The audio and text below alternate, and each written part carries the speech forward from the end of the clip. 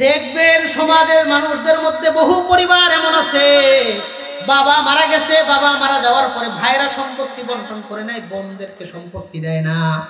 আছে না নাই? দাদা মারা গেছে, বাপ চাচারা সম্পত্তি বন্টন করে নেয়, ফুফুদেরকে সম্পত্তি দেয় না, ফুফুদেরকে ঠকায়। আরে বড় ভাইটা কিছুদিন আগে মারা গেছে, এতিম এতিম ভাতিজাদেরকে সম্পত্তি দেয় না, কয়েক ভাই পরামর্শ করে ভাতিজাদেরকে ঠকায়। এমন বহু সমাজ পরিবার এলাকার মধ্যেও আছে না না? অন্যের সম্পত্তি মায়েরা খাওয়ার নেশা মানুষের থাকবে। ৫ নম্বর কথা, অন্যের সম্পত্তি দখল করার মাইরা খাওয়ার নেশা মানুষের থাকবে ব্যাপক। বলেন আমাদের সমাজে আছে না নাই? এই হাদিসের মধ্যে আল্লাহ নবী ৫টা কথা বললেন। ১ নম্বর, মানুষ প্রকাশ্যে গুনাহ করবে, গুনারে কোনো গুনাহ মনে করবে না। ২ নম্বর, ব্যবসায়ীরা ওজনে কম দিবে। ৩ নম্বর, ধনী মানুষ যাকাত দিতে চাইবে না। ৪ নম্বর, মানুষ জবান রক্ষা করবে না, কথা বলে কথার আমানত রক্ষা করবে না। ৫ নম্বর, একে অন্যের সম্পত্তি ভোগ করার, দখল করার নেশা নিয়ে সমাজে চলবে। এই ৫টা অন্যায় আমাদের বর্তমান দেশে, রাষ্ট্রে, এলাকা, সমাজে আছে না নাই? আল্লাহ আমাদের এই ৫টা অন্যায় থেকে বুঝে শুনে বিরত থাকার তৌফিক দান করেন, বলেন আমিন। তাকরীর পেশ করার জন্য ইন্তেজামিয়া কমিটির পক্ষ থেকে সবিনয় অনুরোধ করছি।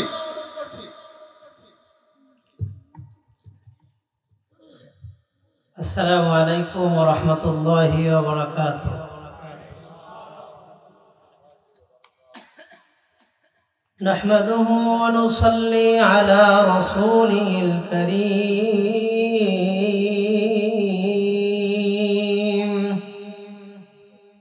আম্মা বা'দু ফাআউযু বিল্লাহি মিনাশ শাইতানির রাজীম।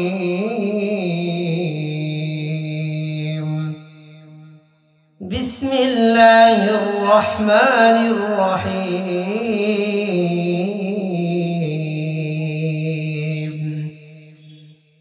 إن الذين آمنوا وعملوا الصالحات كانت لهم جنات الفردوس نزلا خالدين فيها لا يبغون عنها حولا. صدق الله مولانا العظيم. وعن علي بن أبي طالب رضي الله تعالى عنه وعنهم أنه قال رسول الله صلى الله عليه وسلم: إذا فعلت أمتي 15 خصلة حل بها البلاء. إذا كان المغنم دولا والأمانة مغنما والزكاة مغرما وأطاع الرجل زوجته وعق أمه وبر صديقه وجفا أباه وارتفعت الأصوات في المساجد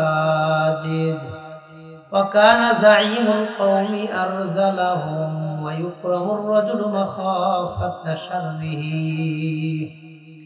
وشربت الخمور ولبس الحرير واتخذت القينات والمعازف ولعن آخر هذه الأمة أولها فليرتقبوا عند ذلك ريحا حمراء أو خسفا أو مسخا أو كما قال النبي عليه الصلاة والسلام. سبحانك لا علم لنا إلا ما علمتنا إنك أنت العليم الحكيم.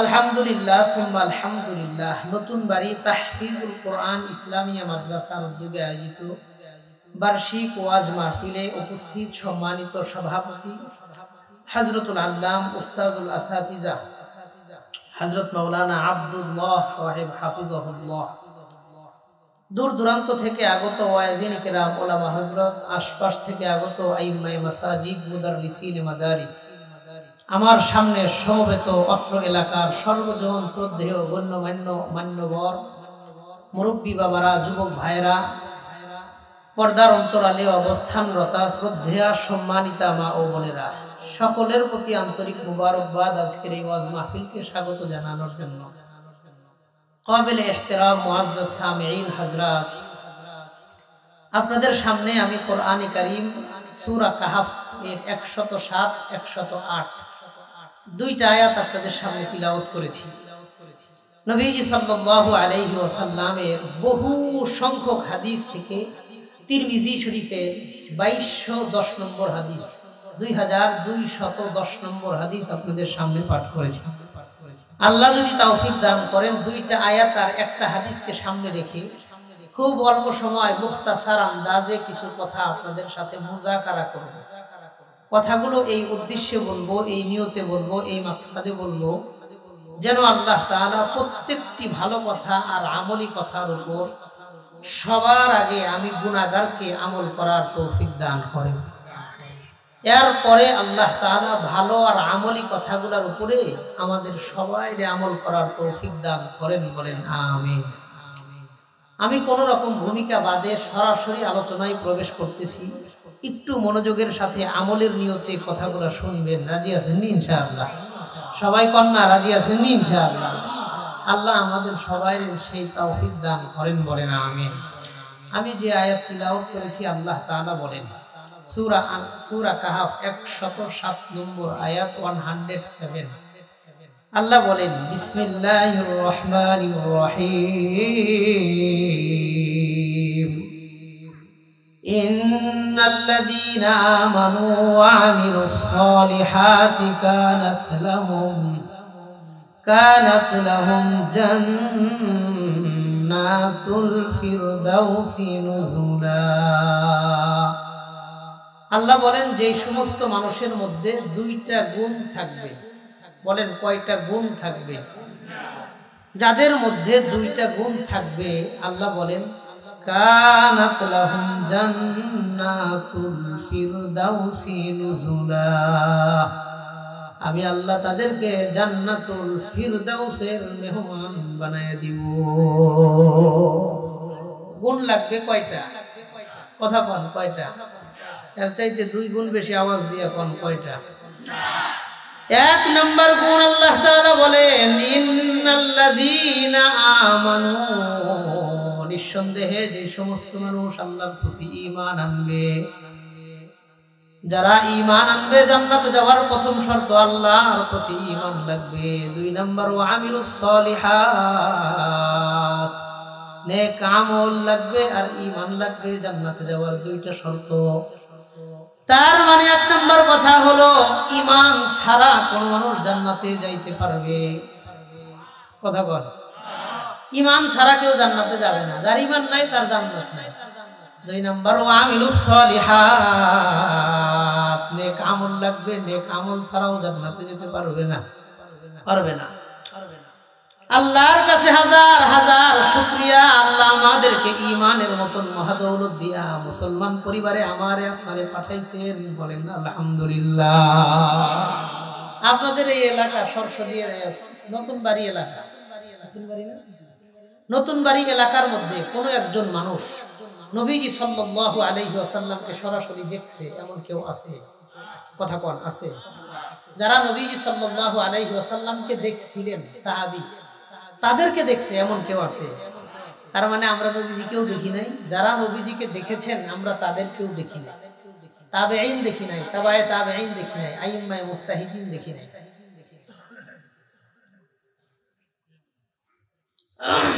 কাউরেই দেখি নাই, কাউরেই পাই নাই। দীর্ঘ ১৫০০ বছর পরে আমারে আপনারে দুনিয়াতে আল্লাহ পাঠাইছেন, তারপরেও ওই নবীর প্রতি ঈমান দিয়া মুসলমানের পরিবারে পাঠাইছেন। কে পাঠাইছেন? আল্লাহ। আল্লাহ আমাদেরকে সারা জীবন ঈমান নিয়া কবর পর্যন্ত ঈমান নিয়া যাওয়ার তৌফিক দান করেন, বলেন আমিন। ঈমান সবচেয়ে বড় নিয়ামত। আল্লাহ বলেন ওয়াইন তাউদ্দু নি'মাতাল্লাহি লা তুহসুহা। পৃথিবীর সব মানুষ মিলে যদি আল্লাহর নিয়ামত একটা একটা একটা একটা করে গণনা শুরু করে, পৃথিবীর হায়াত শেষ হয়ে যাবে, মানুষের হায়াত শেষ হয়ে যাবে, আল্লাহর নিয়ামত গণনা করে করে কেউ শেষ করতে পারবে না।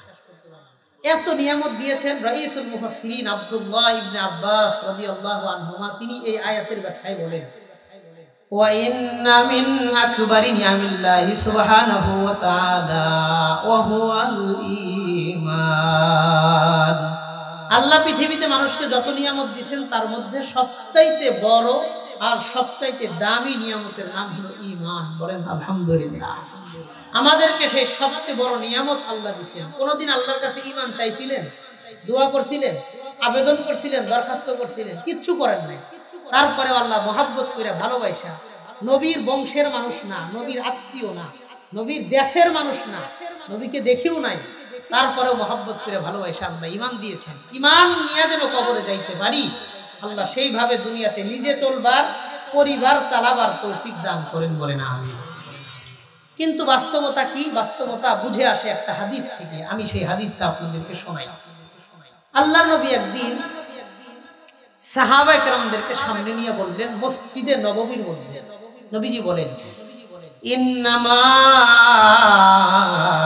আনা বুইস্তু ওয়াসসাআতু কাহাতাইন। আমি আর কিয়ামত হলো এই দুইটা জিনিসের মতন, আমি আর কিয়ামত হলো এই দুই জিনিসের মতন। আশারা বিসবাইহিস সাব্বাবাতি ওয়াল বুসতা। আল্লাহর নবী দুইটা আঙ্গুল আকাশের দিকে উঠাইলেন, একটা সাব্বাবা একটা বুসতা, অর্থাৎ একটা মধ্যম আঙ্গুল আর একটা তর্জনী আঙ্গুল নবীজি আকাশের দিকে উঠাইলেন। এই দুই আঙ্গুল নবীজি আকাশের দিকে উঠাইলেন। ওয়া ফাররাকা বাইনাহুমা শাইআ। এই দুইটা আঙ্গুল একটু ফাঁকা করলেন, ফাঁকা করে দেখাইলেন, দেখো এই দুইটা আঙ্গুল যতটা দূরত্ব, আমার আর কিয়ামতের মাঝে এতটুকুই দূরত্ব আছে। বলেন নাউজুবিল্লাহ। দুই আঙ্গুল আকাশের দিকে উঠায় একটু ফাঁকা করেছেন, ফাঁকা করে বললেন, দেখো এই দুইটা আঙ্গুল যতটা দূরত্বে আছে, আমি আর কিয়ামত এতটুকুই দূরত্বে আছে। এর মধ্য থেকে 1450 বছর পার হয়ে গেছে, কাইটে গেছে, চলে গেছে। বলেন কিয়ামত দূরে যাইতেছে না কাছে আসতেছে? বাস্তবতা হলো আমি আর আপনি কিয়ামতের খুব সন্নিকটের একটা সময়ে দুনিয়াতে আসছে। খুব বেশি দিন হয়তো বাকি নাই, কতদিন আছে এটা আল্লাহ ভালো জানেন, কিন্তু আর বেশি দূরে নাই। 1450 বছর দুই আঙ্গুলের মাঝখান থেকে পার হয়ে গেছে। নবীজি এই জামানার যারা উম্মত, শেষ জামানার উম্মত, বলেন কোন জামানার উম্মত? আমরা নবীজির শেষ জামানার উম্মত। আমাদের জন্য নবীজি কিছু সতর্কতা দিয়ে গেছেন, কিছু সুসংবাদ শোনায় গেছেন। এই জামানায় আমরা কেমনে ঈমান নিয়ে থাকবো, কেমনে দুনিয়াতে জীবনটা কাটাবো, আল্লাহ নবী আমাদের জানায় গেছেন। এই জন্য শেষ জামানায় ঈমান আল্লাহ দিয়েছেন শুকরিয়ার বিষয়। নদীতে মাছ মারতে গেছেন, মাছ পান নাই এক হিসাব, বড় একটা মাছ পাওয়ার পরে যদি ছুটতে যায় তাহলে আফসোসটা কমে না বাড়ে? বাড়ে। ঈমান আল্লাহ দিয়েছেন, যদি না দিতেন আফসোসটা হয়তো কম থাকতো। দেওয়ার পরে যদি আমরা ঈমান থেকে দূরে চলে যাই, ঈমান নিয়ে কবরে যাইতে না পারি, তাহলে আফসোসটা আমাদের কমবে না বাড়বে? তা আমরা শেষ জামানায় জীবনটা কেমনে কাটাবো, সেই শিরোনামকে সামনে নিয়ে কিছু কথা বলবো। একটু দিলের কান দিয়া ধৈর্য নিয়ে আমলের নিয়তে শুনবেন। রাজি আছেন ইনশাআল্লাহ? আল্লাহ নবী বলেন সায়াকুনু ফি আখিরি উম্মতি রিজাল। অচিরে আমার কিছু উম্মত দুনিয়াতে এমন আসবে, কিয়ামতের পূর্বে দুনিয়াতে আমার কিছু উম্মত এমন দুনিয়াতে আসবে, আল কাঈদু ফিহা খায়রুম মিনাল কাঈমি। এই জামানায় যেই লোকটা ঘরে বসা থাকবে সেই লোকটা দাঁড়ানো ব্যক্তির চাইতে উত্তম থাকবে। ওয়াল কাঈমু ফিহা খায়রুম মিনাস সাঈ। আর যেই লোকটা দাঁড়ানো সেই ব্যক্তি হাইটা যাওয়া ব্যক্তির চাইতে উত্তম হবে, দৌড়ানো ব্যক্তির চাইতে উত্তম থাকবে। আল্লাহর নবী বলেন ইউসবিহুর রাজুলু ফিহা মুমিনান ওয়া ইউমসি কাফিরা। এই জামানায় মানুষ সকালে ঈমানদার থাকবে, বিকালে বেঈমান হবে। ওয়ায়ুমসি মুমিনান ওয়ায়ুসবিহু কাফিরা। আবার বিকালে ইমানদার থাকবে, সকালে বেঈমান হয়ে যাবে। মানুষ ব্যাপক আকারে এমন ভাবে গুনাহ করবে সে বুঝতেই পারবে না কখন ইমান হারাইলো, কখন ইমানের গণ্ডি থেকে বের হয়ে গেল।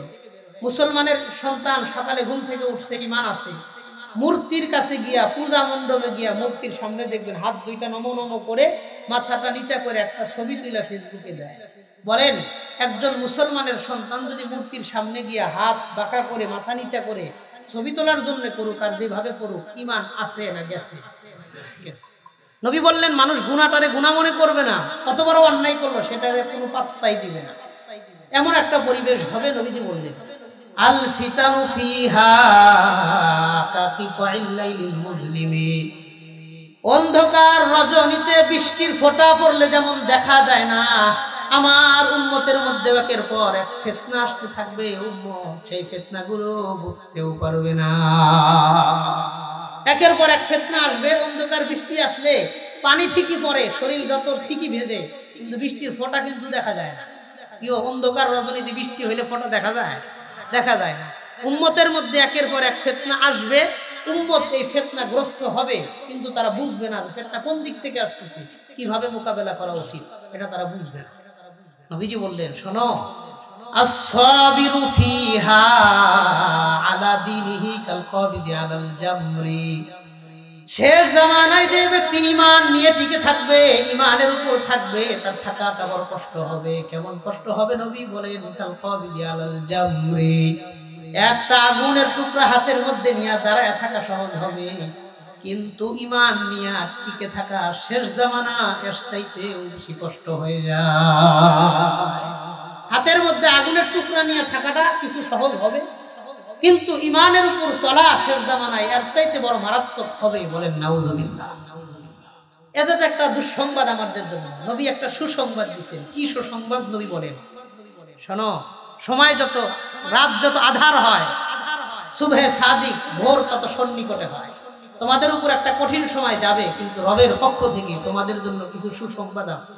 কি সুসংবাদ? নবীজি বলেন লিল আমিলি ফিহা মিসলু আজরি 50 রাজুলান ইয়ামালুন। শেষ জামানায় কোন ব্যক্তি যদি গুনাহ থেকে বাইচা অল্প পরিমাণ আমল করতে পারে, একজন ব্যক্তি আমল করলে মিসলু আজরি 50 রাজুলান ইয়ামালুন, 50 জন ব্যক্তি আমল করলে যেমন সওয়াব হবে, শেষ জামানায় একজন ব্যক্তি আমল করলে 50 জন ব্যক্তির সমপরিমাণ সওয়াব আল্লাহ ওই বান্দার আমল নামায় লিপিবদ্ধ করে দেয়। 50 জনের সমান সওয়াব আল্লাহ একজনের আমল নামায় দিবেন।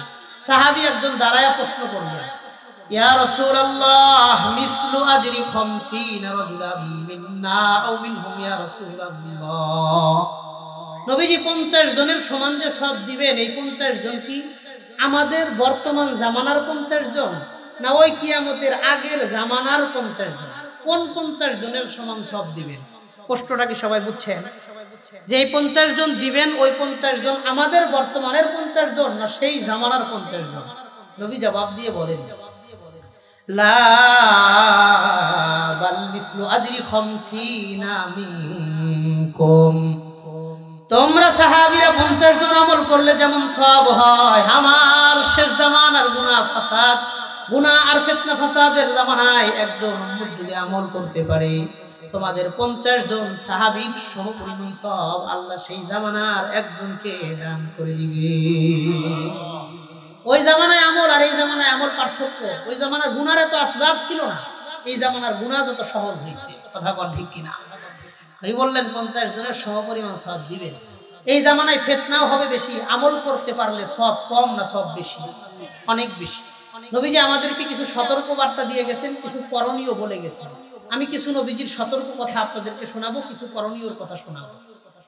দুইটা হাদিস আমি আপনাদেরকে শোনাই। আল্লাহর হাবিব সাল্লাল্লাহু আলাইহি ওয়াসাল্লাম বলেন, ইবনে মাজাহ কিতাবের 4019 নম্বর হাদিসের বর্ণনা, عن عبد الله بن عمر رضي الله تعالى عنهما وعنهم أنه قال আল্লাহর হাবিবের একজন সাহাবী আব্দুল্লাহ ইবনে ওমর রাদিয়াল্লাহু আনহুমা তিনি বলেন, হযরত ওমর রাদিয়াল্লাহু আনহুর সন্তান আব্দুল্লাহ রাদিয়াল্লাহু আনহু তিনি বলেন, আকবালা আলাইনা রাসূলুল্লাহ সাল্লাল্লাহু আলাইহি ওয়াসাল্লাম ওয়া ক্বালা ইয়া মা'শারাল মুহাজিরিন।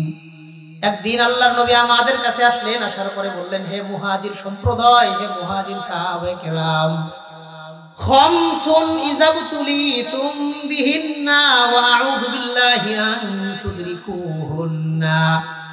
আল্লাহ আমার শেষ জামানার উম্মতদেরকে 5টা জিনিস দ্বারা পরীক্ষা করবেন।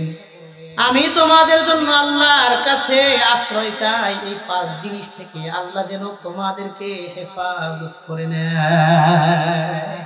আমার উম্মতকে আল্লাহ 5টা জিনিস দ্বারা পরীক্ষা করবেন নিশ্চিত, কিন্তু ওয়া আউযু বিল্লাহি আন তুদরিকুহুন্না, আমি আল্লাহর কাছে দোয়া করে গেলাম আল্লাহ যেন তোমাদেরকে এই 5টা জিনিস থেকে হেফাজত করে। তো সাহাবীদের জন্য নবীজি দোয়া করছেন, এই জন্য আল্লাহ সাহাবায়ে কেরামদেরকে হেফাজত করেছেন। আমাদের জন্য দুঃসংবাদ দিয়ে গেছেন, সতর্ক করে গেছেন, ওই 5টা জিনিস আমাদেরকে গ্রাস করবে। আমি 5টা জিনিস একতে একতে আপনাদেরকে শোনাবো। আমাদের সমাজে 5টা অন্যায়, 5টা পরীক্ষা বর্তমানে আছে কিনা, থাকলে স্বীকার করবেন। রাজি আছেন ইনশাআল্লাহ? 1, নবীজি বলেন, লাম তাজহারিল ফাহিশাতু ফি কওমিন ক্বাত্তু হাত্তা ইউলিনু বিহা। এই তোমরা এখানে কথা বলবা, শুনলে বয়ান শোনো, না হলে চলে যাও। 1 নম্বর নবীজি সাল্লাল্লাহু আলাইহি ওয়াসাল্লাম বললেন, লাম তাজহারিল ফাহিশাতু ফি কওমিন ক্বাত্তু হাত্তা ইউলিনু বিহা। শেষ জামানার মানুষ গুনাহ করবে, গুনাহরে গুনাহ মনে করবে না, অন্যায়কে অন্যায় মনে করবে না। হাত্তা ইউলিনু বিহা, গুনাহরে ব্যাপক আকারে প্রচার প্রসার করবে। মানুষ গুনাহ করবে, গুনাহরে গুনাহ মনে করবে না, গুনাহটারে প্রকাশ্যে করবে এবং প্রচার করবে। তার সহজ কথা বলেন, মানুষ গুনাহ করবে, এটারে অন্যায় মনে করবে না, প্রকাশ্যে গুনাহ করবে। যেমন দুই একটা উদাহরণ দিলে সহজে বুঝবেন। আপনাদের এলাকার মধ্যে বহু মুরব্বী মানুষদেরকে দেখবেন, আহারে সবগুলো দাড়ি সাদা। এমন মুরব্বী মানুষদেরকে দেখবেন 4 দোকানের সামনে বৈশা 1 ঘন্টা 2 ঘন্টা যাবত টেলিভিশনে সিনেমা দেখে, হিন্দি গান একের পরে একটা দেখে, নাটক দেখে, বিভিন্ন কিছু অশ্লীল কর্মকাণ্ড দেখে। অনেক ছোট ছোট যুবক বয়সের ছেলেপেলেরা আশপাশ দিয়ে ঘোরাফেরা করে, কিন্তু ভ্রুক্ষেপ করে না। বাজারের মধ্যে বৈশা প্রকাশ্যে গুনাহ করে, এই গুনাহটারে অন্যায় আর গুনাহ কেমন যেন মনে করে না। আছে না নাই? কথা কোন আছে না নাই? আপনাদের এলাকায় আছে না নাই? নবীজি বললেন, মানুষ গুনাহ করবে, অন্যায় করবে, পাপাচার করবে, গুনাহটারে গুনাহ মনে করবে না, অন্যায়টারে অন্যায় মনে করবে না। আপনাদের এই ফেনী থেকে ঢাকার বড় বড় বাসগুলোতে উঠে দেখবেন, বাসের মধ্যে গিয়া দেখবেন সামনে বড় একটা টেলিভিশনে সিনেমা চলে। আছে না নাই? আপনি যদি বলেন, আহারে আমরা রাস্তাঘাটে চলি, কখন কি দুর্ঘটনা ঘটে জানো নাই, সিনেমাটা বন্ধ করো। রাস্তায় যদি কোনো ট্রাকের সাথে বাড়ি লাগে, মানুষগুলার ইন্তেকাল হয়ে যাবে। গুনাহ করা অবস্থায় যদি ইন্তেকাল হয়, আল্লাহর কাছে জবাব দেওয়ার কিছু নাই। গুনাহ করতে করতে সিনেমা দেখতে দেখতে মারা গেলেন, বরংটা ভালো হইব না খারাপ হইব? খারাপ। আপনি যদি ভালো নিয়তে বলেন, ভাই সিনেমাটা একটু বন্ধ করেন না, দেখবেন চেহারাটা একটু অন্য দিকে ঘুরাইবে, ঘুরায় বলবে অন্য গাড়িতে যান, এই গাড়িতে আসার দরকার নাই। কথা কন, অন্য গাড়িতে আয়েন, আমু গাড়িতে আসার দরকার নাই। তার মানে কেমন যেন নবীজির কথাই বাস্তব। মানুষ গুনাহ করবে, গুনাহরে গুনাহ মনে করবে না, অন্যায় রে অন্যায় মনে করবে না। আপনাদের বাজারে বহু সেলুনের দোকান আছে, চুল কাটার দোকান আছে, আহারে যাইবেন দেখবেন এমন জোরে জোরে গান বাজায়, আধা ঘন্টা বসে থাকা মুশকিল হয়ে যায়। আছে না নাই? প্রকাশ্যে নিজেও গুনাহ করবে, আরো 10 জনের লয়া গুনাহ করবে। তুমি গুনাহ করতে মন চাইছে, হেডফোন দিয়ে গুনাহ করো, বাধা দেয় নাই কেউ। বাজারের মধ্যে গান বাজাবে, মুসলিম পরিবারে বিবাহ হয়, বিয়ার অনুষ্ঠান, ব্যাপক আকারে গান বাদ্য বাজনা কইরা গুনাহ কইরা এলাকার সব মানুষকে গুনাহ করায়, নিজেও গুনাহ করে। পবিত্র একটা ইবাদত গুনাহ দিয়ে শুরু করে। আছে না নাই? বাধা দিতে যান, হেডটেকার গরমের কাছে আপনি শিখতে পারবেন না। কথা কন, একমাত্র ফোলা, হ্যাঁ রে আমি বিয়ে করাবো, কেমনে করাবো না করাবো, তোমার তো আমি করাবো, শুনো তোমার টিয়া দেন মাইক আনছি, গান বাজাবো, আমার ছাদের উপরে নিজের টাকা দিয়ে মাইক বাজাইতেছি, তোমার অসুবিধা। এমন পাতি নেতাও সমাজে আছে না নাই? অভাব নাই। মানুষ গুনাহ করবে, গুনাহরে গুনাহ মনে করবে। আল্লাহ আমাদের সবাইরে বুঝে শুনে বিরত থাকার তৌফিক দান করেন, বলেন আমিন। এক নম্বর কথা নবী জানাইলেন লাম তাজহারিল ফাহিশাতু ফি কওমিন কাত্তু হাত্তা ইউলিনু বিহা। মানুষ গুনাহ করবে, গুনারে গুনাহ মনে করবে না। যেই এলাকার মানুষ, যেই পাড়া, যেই মহল্লা, যেই থানা, যেই জেলার মানুষ গুনারে গুনাহ মনে করবে না, সেই এলাকার মধ্যে আল্লাহ দুইটা শাস্তি দিয়ে নিযুক্ত করে দিবেন। বলেন নাউযুবিল্লাহ। ওই এলাকার মধ্যে আল্লাহ দুইটা শাস্তি দিবেন। কি? ইল্লা ফাশা ফীহিমুত তাউন। ওই এলাকার মধ্যে আল্লাহ মহামারী নিযুক্ত করে দিবেন। দুই নাম্বার ওয়াল আউজাউল্লাতী লাম তাকুন মাযাত ফি আসলাফিহিমুল্লাযীনা মাযাউ। ওই এলাকার মধ্যে আল্লাহ এমন এমন রোগ বালাই দিবেন, আগের মানুষ এই রোগের নাম কোনোদিন শোনে নাই। বলেন নাউযুবিল্লাহ। নতুন নতুন রোগ দিবে। আপনাদের এলাকায় এখন বর্তমানে এমন অসংখ্য রোগ আছে, আমাদের মুরব্বী মানুষ এসব রোগের নাম কোনোদিন শোনেই নাই। এমন হাজারো নতুন রোগ এলাকায় আছে না নাই? গুনাহ যত বেশি করবে, গুনাহ যত প্রকাশ্যে করবে, ওই এলাকায় আল্লাহ তত নতুন নতুন রোগ দিয়া শাস্তি দিবেন। আওয়াজ করে বলেন নাউযুবিল্লাহ। এক নম্বর অন্যায় মানুষ প্রকাশ্যে গুনাহ করবে, আল্লাহ তাদেরকে দুইটা শাস্তি দিবেন, মহামারী দিবেন, আর নতুন নতুন রোগ বালাই দিয়ে তাদেরকে শাস্তি দিবেন। দুই নম্বর কথাটা আর একটু মনোযোগের সাথে শোনেন। আল্লাহর নবী বলেন ওয়ালাম ইয়ানকুসু আল মিজানা ওয়াল মিকিয়াল। শেষ জামানার ব্যবসায়ীরা ওজনে কম দিবে। আপনাদের নতুন বাড়ি এলাকার এই বাজারের মধ্যে বহু ব্যবসায়ীরা ওজনে কম দিয়ে কাস্টমাররে ঠকায়। দুই নাম্বার বাটপার ব্যবসায়ীর সংখ্যা বর্তমান এলাকায় আছে না না? অভাব নাই। আল্লাহ নবী বললেন ওয়ালাম ইয়ানকুসু আল মিজানা ওয়াল মিকিয়াল। শেষ জামানার ব্যবসায়ীরা ওজনে কম দিয়ে মানুষকে ঠকাইয়া দিবে। আর যে এলাকা, যে রাষ্ট্র, যে পাড়া মহল্লার ব্যবসায়ীরা ওজনে কম দিয়ে কাস্টমারে ঠকাবে, সেই এলাকার মধ্যে আল্লাহ তিনটা শাস্তি দিবে। বলেন কয়টা? ইল্লা উখিযু বিসসিনিন ওয়া শিদ্দাতিল মাউনাতি ওয়া জাওরিস সুলতানি আলাইহিম। এক নাম্বার, ওই এলাকা থেকে আল্লাহর রহমত বরকত আল্লাহ উঠায় নেবেন। ওই এলাকার মধ্যে আল্লাহ তাআলার বরকত আল্লাহ কমায় দিবে। এলাকায় আল্লাহ বরকত দিবেন না, এলাকার বরকত আল্লাহ নষ্ট করে দিবেন। ব্যবসায়ীরা যত দুর্নীতি করবে, এলাকা থেকে আল্লাহর বরকত নষ্ট হবে। যেমন দুই একটা উদাহরণ দেই, সহজে বুঝবেন। আগে আমগো এলাকায় যেই পরিমাণ লাউ হইতো একটা গাছে, এখন বর্তমানে একটা লাউ গাছে এই পরিমাণ লাউ ধরে না। একটা সিম গাছে আগে যেই পরিমাণ সিম ধরতো, যেই পরিমাণ সিম আসতো, পাতার চাইতে সিমের সংখ্যা বেশি থাকতো। মানুষকে ফিরি ফিরি বিতরণ করতো। আমার মা চাচিদেরকে দেখেছি, কাপড়ের আঁচলের মধ্যে সিম লয় আর এক বাড়িতে ফিরি দিত, তোমরা এটি পাক করে খাও, মাছ দিয়া সিম দিয়া রাইন্দা খাও। টেহা লাগতো না। কিছু কিছু সিম গাছে বাত্তি হইয়া ময়রা চিটকে লাগা ভিতরের বিচিটা কালো কুচকুচা হয়ে থাকতো। এটি আগামী বছরের জন্য রেখে দিত। এখন আর সেই পরিমাণ সিম ওই পাওয়া যায় না, 200 টাকা কেজি। এখন একটু কমছে, মনে হয় 100 টাকা বা এরকম কাছাকাছি হয়েছে। আগে আগে খাল বিল নদী নালায় যেই পরিমাণ মাছ পাওয়া যাইতো, বর্তমানের খাল বিল নদী নালায় সেই পরিমাণ মাছ পাওয়া যায় না। মুরব্বীদের মুখে শুনলে মনে হয় গল্প করতেছে, অবাস্তব কিছু বলতেছে। আগে আমরা কোনোদিন শুনি নাই যে বাচ্চা হয়েছে, বাচ্চা মায়ের বুকের দুধ পায় না। এখন প্রত্যেকটা গ্রাম গঞ্জে পাড়া মহল্লায় এমন বাচ্চা হয়েছে, বাচ্চা মায়ের বুকের দুধ পায় না। মা ডাক্তারের কাছে গিয়ে ওষুধ আয় না, ওষুধ খায়, পরে বাচ্চা দুধ খাইতে পারে। মা ওষুধ খাওয়া বন্ধ করে দিলে বাচ্চা মায়ের বুকের দুধ পর্যন্ত খাইতে পারে না। কথা কোন ঠিক কিনা? এই যে প্রাকৃতিক সম্পত্তি থেকে আল্লাহর বরকত আল্লাহ উঠায় নিতেছেন, কারণ কি? খোঁজ নিয়ে দেখবেন এলাকার মধ্যে 2 নম্বর বেহাজাল ব্যবসায়ীদের সংখ্যা ব্যাপক আকারে বাড়ছে। এই জন্য আল্লাহর বরকত আল্লাহ উঠায় নিতেছে। মানুষকে ঠকায়, এজন্য মানুষকে আল্লাহ ঠকায় দেয়। বলেন নাউযুবিল্লাহ।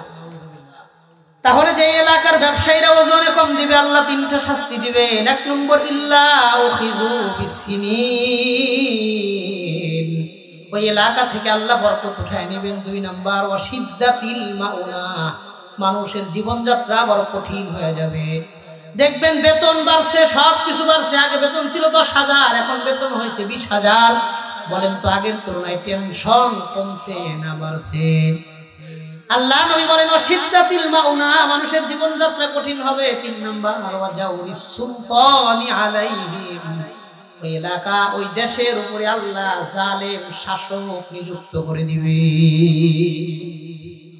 বরকত নষ্ট হয়ে যাবে, জীবনযাত্রা কঠিন হবে, জালেম শাসক আল্লাহ নিযুক্ত করবেন। বলেন নাউযুবিল্লাহ। তাহলে মূল কথা দুইটা। 1 নাম্বার মানুষ প্রকাশ্যে গুনাহ করবে, গুনারে গুনাই মনে করবে না। 2 নাম্বার ব্যবসায়ীরা ওজনে কম দিবে, ওজনে কম দিয়ে বান্দারে ঠকাবে, এমন হইলে আল্লাহ বান্দাকে ঠকায় দিবে। 3 নাম্বার কথা নবীজি সাল্লাল্লাহু আলাইহি ওয়াসাল্লাম বলেন ওয়ালাম ইয়ামনাউ যাকাত আমওয়ালিহিম, শেষ জামানার ধনী মানুষরা যাকাত দিতে চাইবে না। আমাদের এলাকার বহু বড় বড় ব্যবসায়ী শিল্পপতি রমজান আসলে সঠিক হিসাব করে যাকাত দেয় না, এমন বহু ধনী শিল্পপতি সমাজে আছে না না? আল্লাহ নবী বললেন ওয়ালাম ইয়ামনাউ যাকাত আমওয়ালিহিম, শেষ জামানার ধনীরা যাকাত দিতে চাইবে না। আর যে এলাকার ধনী মানুষ যাকাত দিবে না, ওই এলাকার মধ্যে আল্লাহ একটা শাস্তি দিবেন, ইল্লা মুনিউ আল কতরা মিনাস সামা, ওই এলাকার উপর থেকে আল্লাহ রহমতের বৃষ্টি বন্ধ করে দিবেন। বলেন নাউযুবিল্লাহ। ওই এলাকা ওই দেশ থেকে আল্লাহ রহমতের বৃষ্টি বন্ধ করবেন। এই জন্য গত 2 বছরে যেই পরিমাণ বৃষ্টির জন্য নামাজ পড়তে হয়েছে সালাতুল ইস্তিসকা, ইতিপূর্বে কোনোদিন সালাতুল ইস্তিসকা এই পরিমাণে পড়া হয় না। কথা কোন ঠিক কিনা? বিভিন্ন জায়গায় অনাবৃষ্টির ব্যাপকতা দেখা দিয়েছে। কারণ কি? খোঁজ নিয়ে দেখবেন করোনার আগে মানুষ যেই পরিমাণ যাকাত দিত, করোনার পরে ওই পরিমাণ মানুষ ধনীরা এখন আর যাকাত দেয় না। আল্লাহর নবী বললেন ওয়ালাম ইয়ামনাউ যাকাত আমওয়ালিহিম, শেষ জামানার ধনী মানুষ যাকাত দিতে চাইবে না, ইল্লা মুনিউ আল কতরা মিনাস সামা, মানুষ যাকাত না দিলে ওই এলাকার উপর থেকে আল্লাহ রহমতের বৃষ্টিটা বন্ধ করে দিবেন। কয় বহু মানুষ যাকাত দেয় না, তারপরেও তো বৃষ্টি হয়, এটার কারণ কি? আল্লাহর নবী জবাব দিয়ে বলেন ওয়ালাউলা আল বাহাইমু লাম ইউমতারু, এলাকার মধ্যে যদি চতুষ্পদ প্রাণীগুলো না থাকতো, হাঁসগুলো সাঁতার কাটার জন্য যদি পানির দরকার না হইতো, জলহস্তি আরাম করার জন্য যদি পানির দরকার না হইতো, সাপগুলো পানি পান করার জন্য যদি পানির দরকার না হইতো, ব্যাঙগুলো অস্তিত্ব টিকিয়ে রাখার জন্য যদি পানির দরকার না হইতো, মাছগুলো অনিশ্চ না হয়ে যাওয়ার জন্য যদি পানির দরকার না হইতো, লাম ইউমতারু, আল্লাহ এই এলাকা থেকে চিরদিনের জন্য রহমতের বৃষ্টি বন্ধ করে দিতেন। বলেন নাউযুবিল্লাহ। তার মানে আমি আপনি যে বৃষ্টি পাই, এটা আমার আপনার আমলের কারণে পাই না, এই চতুষ্পদ প্রাণীগুলোর উপরে দয়া করে আল্লাহ বৃষ্টি দেন, সেই বৃষ্টি থেকে আমি আপনি উপকৃত হই। আল্লাহ আমাদের বোঝার তৌফিক দান করেন। তাহলে 3 নম্বর কথা, ধনী মানুষ যাকাত দিতে চাইবে না। 4 নম্বর কথা, নবীজি সাল্লাল্লাহু আলাইহি ওয়াসাল্লাম বলেন ওয়ালাম ইয়ানকুযু আহদাল্লাহি ওয়া আহদা রাসূলিহি ওয়া আহদাহুম বাইনাহুম, শেষ জামানার মানুষ আল্লাহর সাথে প্রতিশ্রুতি রক্ষা করবে না, নবীজির সাথে প্রতিশ্রুতি রক্ষা করবে না। মানুষ মানুষের সাথে কথা দিয়া কথা রক্ষা করবে না। মানুষ মানুষের লোকে যে কথা দিবে, এই কমিটমেন্ট, এই কথা রক্ষা করবে না। একজন রে আপনি 5,000 টাকা কর্জ দিছেন, কয় হাজার টাকা? কথা কন কত? আগামী মাসের 10 তারিখে দেওয়ার কথা। 10 তারিখ আসছে, ফোন করছেন, এই মাসে লয়েন না, আগামী মাসে লন, এই মাসে একটু ঝামেলাই আছে। আগামী মাসের 10 তারিখে ফোন করছেন, এই সপ্তাহটা না, আগামী সপ্তাহে লন। আগামী সপ্তাহে ফোন করছেন, কয় আজকে না কালকে লন। কালকে ফোন করছেন, কয় সকালে না বিকালে লন। বিকালে ফোন করে দেখেন আল্লাহর ওলি মোবাইলটা বন্ধ করে রাখছে। কথা কন আছে না নাই? এমন টাটকা ওলি সমাজে আছে না নাই? 5,000 টাকা কর্জ দিয়ে 1,000 টাকা মোবাইলে শেষ, তারপরে ওর চেহারা দেখা যায়। নতুন জুতা পুরান হয়ে গেছে, তলি দেখা যায়, মাটি দেখা যায়, তারপরেও তার চেহারা দেখা যায় না। আছে না নাই? এই বিষয়গুলোই কেমন যেন আল্লাহ নবী বললেন ওয়ালাম ইয়ানকুযু আহদাল্লাহি ওয়া আহদা রাসূলিহি ওয়া আহদাহুম বাইনাহুম, মানুষ আল্লাহর সাথে ওয়াদা রক্ষা করবে না, নবীদের সাথে ওয়াদা রক্ষা করবে না, পারস্পরিক ওয়াদা রক্ষা করবে না। আল্লাহ আমাদেরকে কথা রক্ষা করে জবান হেফাজতের তৌফিক দান করেন। বলেন আমিন। 5 নম্বর কথা নবীজি বললেন ওয়ামা লাম তাহকুম আইম্মাতুহুম বিকিতাবিল্লাহ। শেষ জামানার মানুষ আল্লাহর কোরআন অনুযায়ী পারিবারিক ফয়সালাগুলো গ্রহণ করবে না। দেখবেন সমাজের মানুষদের মধ্যে বহু পরিবার এমন আছে, বাবা মারা গেছে, বাবা মারা যাওয়ার পরে ভাইরা সম্পত্তি বন্টন করে নেয়, বোনদেরকে সম্পত্তি দেয় না। আছে না নাই? দাদা মারা গেছে, বাপ চাচারা সম্পত্তি বন্টন করে নেয়, ফুফুদেরকে সম্পত্তি দেয় না, ফুফুদেরকে ঠকায়। আরে বড় ভাইটা কিছুদিন আগে মারা গেছে, এতিম এতিম ভাতিজাদেরকে সম্পত্তি দেয় না, কয়েক ভাই পরামর্শ করে ভাতিজাদেরকে ঠকায়। এমন বহু সমাজ পরিবার এলাকার মধ্যেও আছে না না? অন্যের সম্পত্তি মায়েরা খাওয়ার নেশা মানুষের থাকবে। 5 নম্বর কথা, অন্যের সম্পত্তি দখল করার মাইরা খাওয়ার নেশা মানুষের থাকবে ব্যাপক। বলেন আমাদের সমাজে আছে না নাই? এই হাদিসের মধ্যে আল্লাহ নবী 5টা কথা বললেন। 1 নম্বর, মানুষ প্রকাশ্যে গুনাহ করবে, গুনাহরে কোনো গুনাহ মনে করবে না। 2 নম্বর, ব্যবসায়ীরা ওজনে কম দিবে। 3 নম্বর, ধনী মানুষ যাকাত দিতে চাইবে না। 4 নম্বর, মানুষ জবান রক্ষা করবে না, কথা বলে কথার আমানত রক্ষা করবে না। 5 নম্বর, একে অন্যের সম্পত্তি ভোগ করার, দখল করার নেশা নিয়ে সমাজে চলবে। এই 5টা অন্যায় আমাদের বর্তমান দেশে, রাষ্ট্রে, এলাকা, সমাজে আছে না নাই? আল্লাহ আমাদের এই 5টা অন্যায় থেকে বুঝে শুনে বিরত থাকার তৌফিক দান করেন, বলেন আমিন। এই অন্যায়গুলো ব্যাপক। এবার আরেকটা হাদিস আমি আপনাদের শোনাই, যে হাদিস আমি খুতবার মাঝে পাঠ করেছি।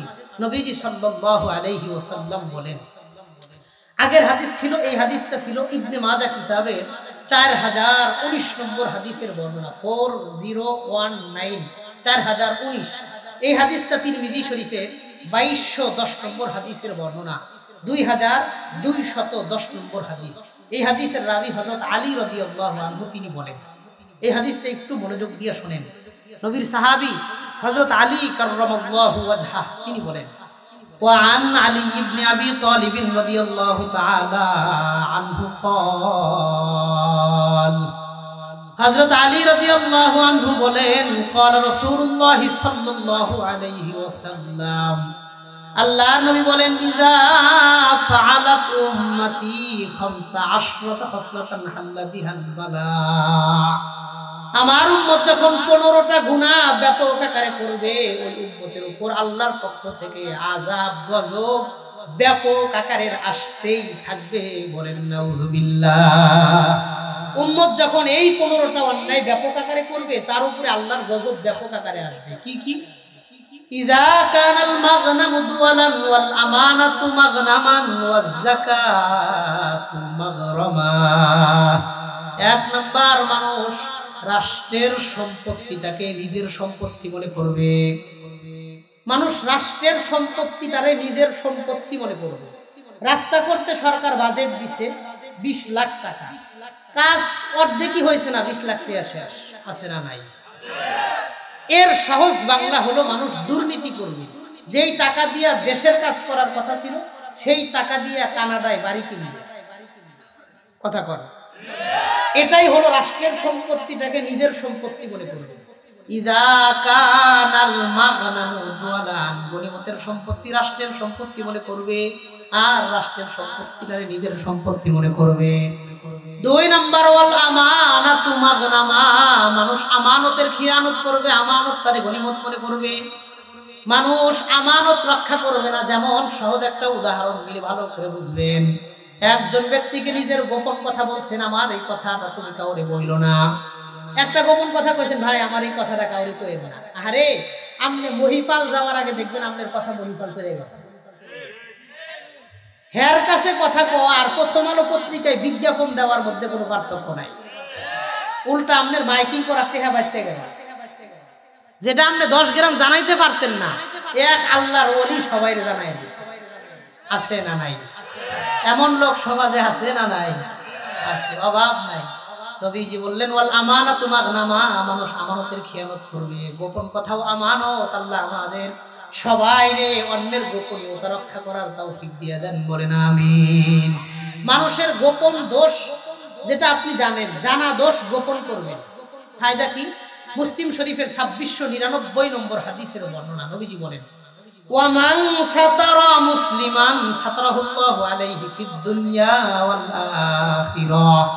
যে ব্যক্তি মুসলমানের কোনো জানা দোষ জানার পরেও গোপন করবে, আল্লাহ দুনিয়াতে তার গুনাহগুলো গোপন রাখবেন, গোপনে এই হাসরের মাঠে ক্ষমা করে দিবেন। জানা দোষটারে গোপন রাখে। আমাদের সমাজের নিয়ম উল্টা, অজানা দোষ তালাশ করে। মনে হয় এরকম কিছু হয়েছে, হে জানেই না, আর মন কয়ে দিতেছে মনে হয় এরকম একটা অন্যায় করছে। এমন অনেক বিজ্ঞানী গবেষক সমাজে আছে না নাই? চা স্টলে বৈশা অন্যের দোষ নিয়ে সারাদিন আলাপ সালাপ করতে থাকে। চার কেতলির নিচে যতক্ষণ পানি আছে, এই হযরত ততক্ষণ ওখানে বসা আছে। এমন পাবলিক আছে না নাই? অন্যের দোষ নিয়ে তালাশ করতে থাকে, প্রচার করতে থাকে। আল্লাহ আমাদের সবাইরে এই অন্যায় থেকে বুঝে শুনে বিরত থাকার তৌফিক দিয়ে দেন, বলেন আমিন। এক নম্বর কথা এই হাদিস থেকে জানলাম, মানুষ রাষ্ট্রের সম্পত্তিটারে নিজের সম্পত্তি মনে করবে। দুই নম্বর আমানতের খেয়ানত করবে। তিন নম্বর নবীজি বলেন ওয়াজ্জাকাতু মাগরামা, মানুষ যাকাত দেওয়াটারে ইবাদত মনে করবে না, যাকাত দেওয়াটারে জরিমানা দেওয়া মনে করবে। রমজান আইলে চিন্তা করে এত ঋণে যাকাত দিয়ে এলাম, এত ঘোরাটা কেমনে যাকাত দিব, দেয় না, জমায়। এই বছর যাকাত আছে 2 লাখ, সে মাত্র 20,000 টাকা যাকাত দিচ্ছে, আর রেখে দিচ্ছে, আগামী বছর দিবে। হে আগামী বছর আর 20 বছর পারি গেলেও আর পায় না। কথা কোন আছে না নাই? আল্লাহর নবী 3 নম্বর কথা বললেন ওয়াজ্জাকাতু মাগরামা, শেষ জামানার ধনী মানুষরা যাকাত দেওয়াটারে ইবাদত মনে করবে না, যাকাত দেওয়াটারে জরিমানা দেওয়া মনে করবে।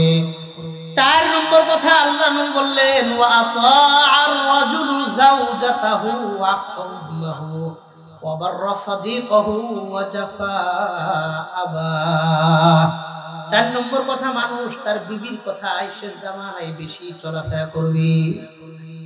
কথা বল, ওয়া আতাআর রাজুলু যাওজাতাহু, পুরুষ তার বিবির কথায় বেশি চলবে। কথা বল ঠিক কিনা? এখানে ঠিকটা একটু আসতে হইব, কারণ হলো ওয়াজ যে নিজের বিরুদ্ধে আইতাছে। কথা কোন ঠিক কিনা? এখন একটু হইছে, তারপরে চিন্তা করে বাড়িতে এই শূন্য নিয়ে লাই আবার শেষ সর্বনাশ, বাড়িতে যদি শূন্য না। এই কথাটা নবীজি কেন বলেছেন মানুষ বিবির কথায় বেশি চলবে?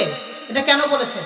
5 নম্বর জিনিসটার দিকে তাকাইলে এটা স্পষ্ট হয়। নবীজি বলেন ওয়া আতাআর রাজুলু যাওজাতাহু, পুরুষ তার বিবির কথায় বেশি চলবে। 5 নাম্বার ওয়া আক্কা উম্মাহু, শেষ জামানার মানুষ বিবির কথায় চলতে গিয়া তার মার মনে কষ্ট দিবে। বিবির কথায় চলেন, অসুবিধা নেই, আপনি আপনার বিবির কথায় চলবেন না, তার একজনের বিবির কথায় চলবেন না, নিজের বিবির কথাই তো চলবেন, এটাই তো নিয়ম। কিন্তু বিবির কথা শুনতে গিয়া মা বাবার মনে কষ্ট দেওয়া যাবে না। আমি একটা সহজ কথা বলি, আপনি আপনার বিবির কাছে আপনার শ্বশুর শাশুড়ির একদিন বদনাম করলেন। আপনার শ্বশুর শাশুড়ি তো তার মা, তো বিবির কাছে আপনার শ্বশুর শাশুড়ির ছোট্ট একটা বদনাম করে দেখেন, ওই দিন আর ঘরে জায়গা পাইতেন না, পাইলেও পান্তা ভাত খাইতে, গরম ভাত খাইতেন না। আর আপনার বিবি আপনার কাছে প্রত্যেক দিন আপনার মা বাবার বদনাম করে, আপনি কাপুরুষ, আপনার বিবিরে কোনোদিন জবাব দিতে পারেন না। আপনার মা বাবা, তার মা বাবার প্রতি তার যেমন সম্মান আছে, শ্রদ্ধা আছে, ভক্তি আছে, ভালোবাসা আছে, মহব্বত আছে, আপনার মা বাবার প্রতি ভালোবাসা, মহব্বত, ভক্তি নাই কেন? আপনি কি আপনার মা বাবার সন্তান না? সে তার মা বাবার ভালোবাসতে পারে, সাপোর্ট দিতে পারে, আপনিও আপনার মা বাবার সাপোর্ট দিবেন। বলবেন ওনারা মুরব্বী, ওনারা আমাদের জন্য রহমত, বরকত, যতদিন আমাদের মধ্যে আছে, হাজার কষ্ট হইলেও আমরা মাইনে নিব। কোনো যুক্তি অযুক্তি এগুলো খোঁজা যাবে না। আপনি যখন ছোটবেলায় আপনার মার গায়ে এক রাতে 5 বার পেশাব করে দিচ্ছেন, তখন কি মা কোনো যুক্তি খুঁজছে এতবার কেন পেশাব করলো, এটার কি যুক্তি আছে, কেন কষ্ট দিল? কোনো যুক্তি মা বাবা খোঁজে নাই, সব কিছু যুক্তির উপরে আপনারে ভালোবাসছে। ডান পাশে মুইতে দিছেন, বাম পাশে আনছে, যখন বামেও পেশাব করছেন, ডাইনে বামে 2 জায়গায় পেশাব, মা কি করবে? আরে শীতের দিন, জানুয়ারি মাস, মা নিজের শরীরটারে একটা পেশাবের মধ্যে নিয়ে নিজের পিঠের নিচের যে শুকনা জায়গা ছিল, এই গরম শুকনা জায়গায় আপনারে আবার নতুন টেনা কাপড় দিয়ে শুকনা জায়গায় শোয়াইছে। রাত 3টা বাজে আবার পেশাব করছেন। শীতের দিনে রাতটা বড়, ছোট পোলাপান বেশি বেশি পেশাব করে, রাত বড় থাকে, নিজের পিঠের নিচের যে বাতা শুকনা জায়গায় পেশাব করেছে, এরপরে আর কই শোয়াইব, খাটের জায়গা তো শেষ, এই পাশে স্বামী আছে, আরো পোলাপান আছে। তখন 1 ঘন্টা 1.5 ঘন্টা রাত আছে, ফজরের আজান দিবে, মা নিজের বুকের উপরে রাইখা বাকি রাত সন্তান নিয়ে পার করে দিছে। এই বুকের উপরে যখন আবার পেশাব করছে, ফজরের সময় ঠান্ডা পানি দিয়ে গিয়া মা ওযু কইরা এই সন্তানের জন্য দোয়া করছে, আল্লাহ আমার সন্তানটারে আপনি হাফেজ আলেম মানুষের মতন একজন মানুষ হিসেবে কবুল করেন। তখন মা আপনারে ফেলে দেয় নাই, কেরে মুইতে দিলি, কেরে রাত্রে কষ্ট দিলি, এগুলা বলে না। কারণ কি, আপনার বিরুদ্ধে আপনার সংসার কালেও মা বাবা যখন বুড়া হবে আপনারে কিছু কষ্ট দিবে, কিছু অযৌক্তিক আচরণ করবে, বউয়ের সাথে অনাগানি ঝগড়া করবে, আপনি বুঝবেন এগুলো সব অন্যায়, সব আমি বুঝতেছি। তারপরেও আমি যেমন কষ্ট দেওয়ার পরে মা বাবা কোনো যুক্তি খোঁজে নাই, আমার নিঃস্বার্থ ভালোবাসছে, মা বাবাকেও নিঃস্বার্থ ভালোবাসা আমার আপনার দায়িত্ব। কষ্ট পাইলেও আমার মা বাবা দিছে, না পাইলেও আমার মা বাবাকে ভালোবাসতেই হবে। এই চিন্তা ভাবনা নিয়ে চলবেন। আল্লাহ ওনাদেরকে আর কতদিনই বাঁচায় রাখবেন, স্ত্রীরে বুঝাইবেন, এরপরে এই সংসার আমার আর তোমার। যতদিন মা বাবা আছে মা বাবার কথার উপরে আমাদের কথা বলা যাবে না। হাজার অন্যায় করলে আমার মা বাবার দোষ আমার কাছে বলবো না, স্পষ্ট মানা করে দিবেন। আল্লাহ আমাদের সমাজের বোনদেরকেও সেইভাবে স্বামীর সংসার করার তৌফিক দিয়ে দেন, বলেন আমিন। তাহলে 4 নম্বর কথা নবীজি বললেন মানুষ তার বিবির কথাই বেশি চলবে। 5 নম্বর ওয়াক্কা উম্মাহু, মার মনে কষ্ট দিবে। 6 নম্বর নবীজি বলেন ওয়া বাররা সাদিকাহু, শেষ জামানার যুবক মানুষ তার বন্ধুকে বড় আপন মনে করবে, বন্ধুরে খুব আপন মনে করবে। 7 নম্বর ওয়াজাফা আবা, শেষ জামানার যুবক মানুষ তার বাবাকে পর মনে করবে। বন্ধুরে যেই পরিমাণ আপন মনে করবে বাবারে তার চেয়ে বেশি পর মনে করবে। দেখবেন বন্ধুর কাছে সব কথা খুললে কয়, কয়টা ব্যাংক অ্যাকাউন্ট আছে, কত টাকা আছে, কোন জায়গায় কি করছে না করছে, সব ব্যবসায়ী হিসাব কিতাব ক্লিয়ার। আর বাপ মা যখন জিগায় আমি কি অ্যাকাউন্ট করতে, আমার নামে কোনো অ্যাকাউন্টই নাই। কোন আছে না নাই? বেতন বাড়ছে, আগে ছিল 12,000, 5,000 টাকা বেতন বাড়ছে, এখন হয়েছে 17,000। বন্ধু বান্ধবরে লইয়া মহিপাল যায়, নোয়াখালী যায়, ফেনী যায়, সীতাকুণ্ড যায়, বীরসরাই যায়, ভালো ভালো রেস্টুরেন্টে যায়, হ্যাঁ সীতাকুণ্ড দ্বীপের উপরে যায়, পতেঙ্গা সি বিচে গিয়া বন্ধু বান্ধবদের পার্টি দেয়, বিভিন্ন রেস্টুরেন্টে খাওয়াইতেছে, কারণ আমার বেতন বাড়ছে, খুশি। অথচ বাড়িতে যেন না জানে মা বাবারে বেতন বাড়ছে এই সংবাদটাও দেয় না। কারণ কি, আমি যদি বলি বেতন বাড়ছে, আগামী মাস থেকে 1,000 টাকা খরচ বাড়াই দিতে হবে। এরকম চিন্তা ভাবনাওয়ালা যুবক ভাই সমাজে আছে না নাই? এদের ব্যাপারে কেমন যেন আল্লাহ নবী বললেন ওয়া বাররা সাদিকাহু, শেষ জামানার যুবকরা বন্ধুরে বড় আপন মনে করবে। 7 নম্বর ওয়াজাফা আব্বা, তার বাবাকে পর মনে করবে, বাবারে শত্রু মনে করবে।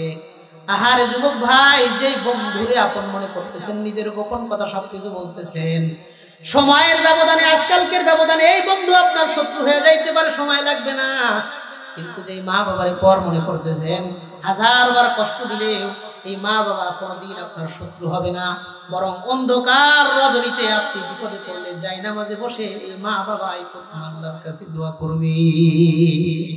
বিপদে পড়ে দেখেন বন্ধু যেই পরিমাণ আগায় আসবে, বন্ধু তার ব্যস্ততা দেখাবে, আমার অফিস আছে, আমার পরিবার আছে, আমি কেমনে যাব সেখানে। আর মা বাবার 1000 কিছু থাকলেও ওই হাসপাতালের বেডে বন্ধুরা থাকবে না, মা বাবা নিয়ে থাকবে। এই জন্য মা বাবারে মাইনাস করে না। বন্ধুর সাথে কি সম্পর্ক বাদ দিব হুজুর? না, বাদ দিয়েন না, এটা বলি নাই। সম্পর্ক রাখেন, যথেষ্ট সুসম্পর্ক রাখেন, মা বাবাকে মাইনাস করে না। মা বাবার সাথে যে পরিমাণ রাখবেন বন্ধুর চেয়ে যেন বেশি না হয়ে যায়, বন্ধুর চাইতে যেন অন্তত সমান, অন্তত ভালো ব্যবহার দুজনের পক্ষে যেন সমান থাকে। আল্লাহ আমার যুবক ভাইদেরকে এইভাবে বন্ধু মা বাবা সবার সাথে সুসম্পর্ক নিয়ে সমাজে চলার তৌফিক দান করেন, বলেন আমিন। তাহলে 1 নম্বর কথা নবীজি সাল্লাল্লাহু আলাইহি ওয়াসাল্লাম বলেন মানুষ রাষ্ট্রের সম্পত্তিটারে নিজের সম্পত্তি মনে করবে। 2 নম্বর আমানতের খিয়ানত করবে। 3 নম্বর যাকাত দেওয়াটারে জরিমানা দেওয়া মনে করবে। 4 নম্বর মানুষ বিবির কথাই বেশি চলবে। 5 নম্বর মার অবাধ্য আচরণ করবে, মার মনে কষ্ট দিবে। 5 নম্বর কথা গেল। 6 নম্বর কথা নবীজি বলেন বন্ধুরে মানুষ আপন মনে করবে। 7 নম্বর বাবারে পর মনে করবে।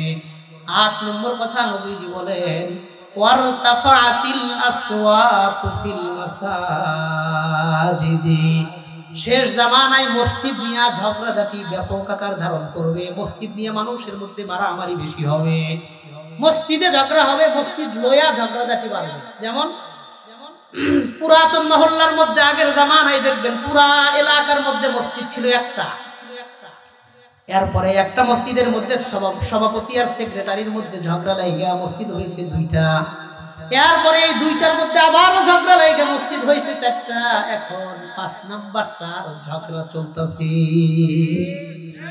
আছে না নাই? আমাদের ছোটবেলায় দেখছি কোরবানির সমাজ 200 পরিবারের সমাজ, 300 ঘরের সমাজ, 400 ঘরের সমাজ, বিশাল বিশাল সমাজ ছিল, মানুষের একতা ছিল, মিল মোহাব্বত ছিল। আর এখন 10টা বাড়ি একটা একটা সমাজ। কথা কন, মানুষের মধ্যে সামাজিক দূরত্ব বাড়বে। কারো টাকা পয়সা একটু বেশি হয়েছে, নিজের মধ্যে ওর মসজিদে আমি কেন নামাজ পড়বো, ওর দিকে আমার টাকা কম, টাকার লগে মসজিদের সম্পর্ক কি? তাই না? তার মসজিদে আমি নামাজ পড়বো না, ঘরের কোনায় মসজিদ, 3 কিলোমিটার দূরে গিয়ে আরেক মসজিদে নামাজ পড়ে, এই মসজিদে যায় না। এমন পাক্কা মুসল্লি ইমানদার আছে না নাই? অভাব নাই। এই মসজিদে সে যাবে না। শত্রুতা তো আপনি ব্যক্তির সাথে করলেন না, শত্রুটা আপনি আল্লাহর সাথে শত্রুতা করলেন। আল্লাহ আমাদের বোঝার তৌফিক দান করেন। মানুষ মসজিদের মধ্যে সামাজিকভাবে মসজিদ থেকে দূরত্ব বাড়াবে। মসজিদ হওয়া খারাপ না, কিন্তু ঝগড়ার কারণে মসজিদ হওয়া খারাপ। ঝগড়া যেন কোনো মসজিদের বুনিয়াদ না হয়। মসজিদটা কেন হইতেছে? ওই দুজনের লোকে ঝগড়া লাগছে তো এই জন্য তারা ব্যাপারী বাড়ি আলাদা মসজিদ করতেছে, সরকার বাড়ি আলাদা মসজিদ করতেছে, অমুক আলাদা করতেছে, তমুক আলাদা করতেছে। আল্লাহ আমাদের এগুলা বোঝার তৌফিক দান করেন। বাস্তবতা হয়েছে এটাই। আমাদের মসজিদগুলোর মধ্যে দেখবেন মসজিদের সম্পর্ক হলো দিনদারির সাথে, দুনিয়াদারির সাথে না। অথচ মসজিদের সভাপতিকে এলাকার মধ্যে সবচাইতে যার অবৈধ টাকা বেশি হয়ে মসজিদের সভাপতি, যে সবচাইতে বড় সুদখোর হে যত বড় সুদখোর তত বড় মসজিদের সভাপতি। এরা হলো মসজিদের সভাপতি। কে আওয়ামী লীগের নেতা, কে বিএনপির নেতা। দেখবেন সরকার গেছে 5 মাস হয় নাই, সব মসজিদের কমিটি আলাপ চলতেছে, এই কমিটিটা ভাঙ, বিএনপির কমিটি করতে হবে। মসজিদের লগে বিএনপিরও সম্পর্ক নাই, আওয়ামী লীগেরও সম্পর্ক নাই। হ্যাঁ, বাস্তব কথা। আপনি কেন আওয়ামী লীগের সময় আপনি আওয়ামী লীগ দিয়ে কমিটি করছেন কেন? এখন ভাঙতে হয় কেন? সভাপতি আপনার 5 ওয়াক্ত নামাজ পড়াইতে হবে আপনার, তাহলে আপনি সভাপতি হবেন।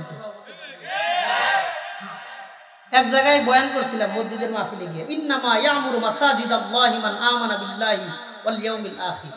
মসজিদ কারা আবাদ করবে, মসজিদের কমিটি কেমন হবে, 5টা বিষয়ে বয়ান করছিলাম। কমিটি কেমন হবে, ইমাম কেমন হবে, মুয়াজ্জিনের মর্যাদা কি, সে কেমন হবে, মসজিদের দায়িত্বশীল কেমন হবে, মুসল্লিরা কেমন হবে। 5টা বিষয়ের উপর 25টা কথা নিয়ে মসজিদের বিষয়ে ব্যাপক আলোচনা করছিলাম। ওই ব্যাপারে তো হেরা কয়, হুজুরে আমরা দাওয়াত দিয়ে নিয়ে এলাম, হুজুর দেখে আমগো বিরুদ্ধে বয়ান করে গেল। আচ্ছা, এই কোরআন হাদিসের কথা বলা কি কারো বিরুদ্ধে বলা? আমাদের দেশের একটা বড় অসুবিধা, সব জায়গায় রাজনীতি ঢুকায়, মসজিদে রাজনীতি ঢুকায়, এটা অসুবিধা, সুবিধার জায়গা না। আল্লাহ আমাদের বোঝার তৌফিক দান করে।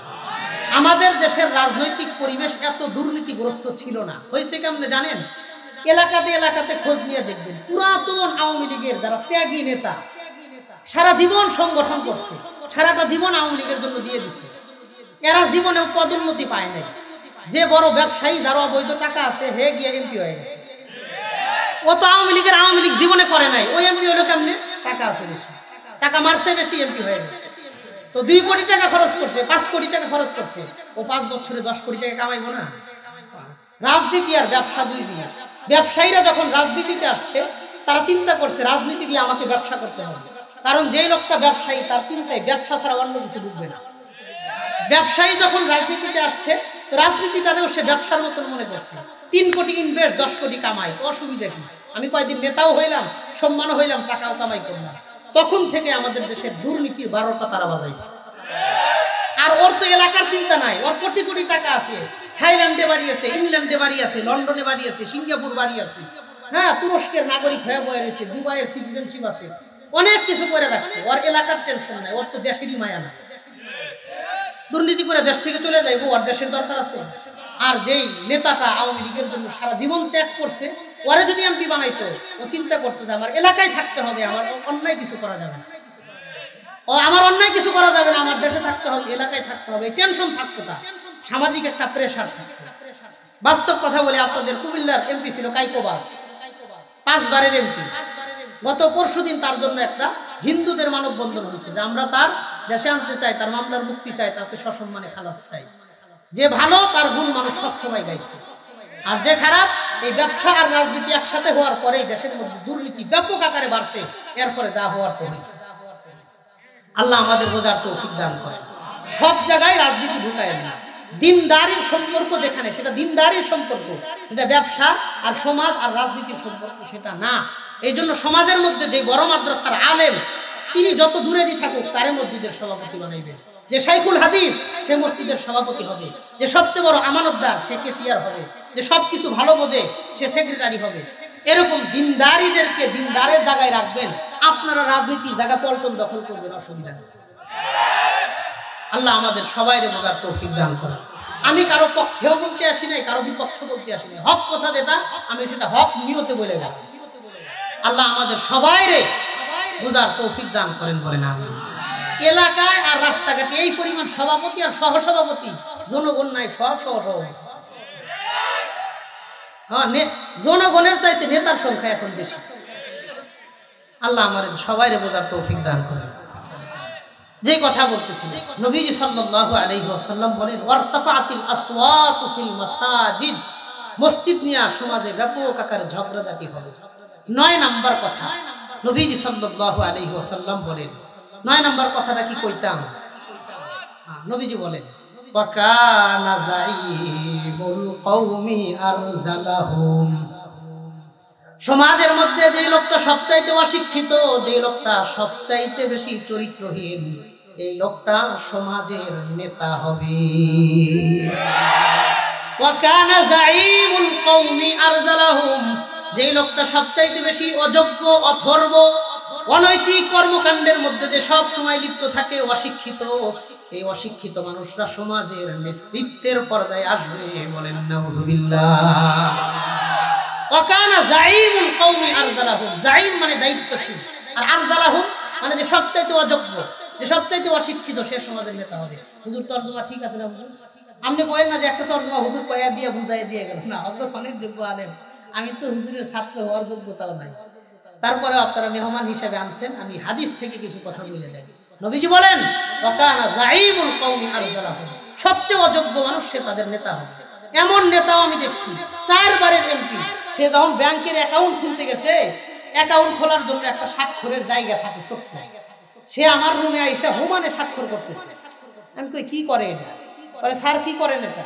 বড় এমপি, আওয়ামী লীগের প্রেসিডিয়াম সদস্য, হ্যাঁ, 9 জন সদস্যের মধ্যে উনি অন্যতম একজন। স্বাক্ষর করে, কি হুজুর আমি অ্যাকাউন্ট করতে গেছিলাম, যেই ঘর দিছে এনে আমার স্বাক্ষর হাতে না, এই জন্য কইছে ছোট করে লয়ে যাইতে, এই রবিবারে যাইতে কইছে, আমি অ্যাকাউন্ট খুলছি, এই জন্য কি করতেছে, স্বাক্ষর ছোট করতেছে। এত বড় স্বাক্ষর এটা এনে লয় না, হেতে কত বড় শিক্ষিত, হ্যাঁ স্বাক্ষর ঘরের মধ্যে আটে না।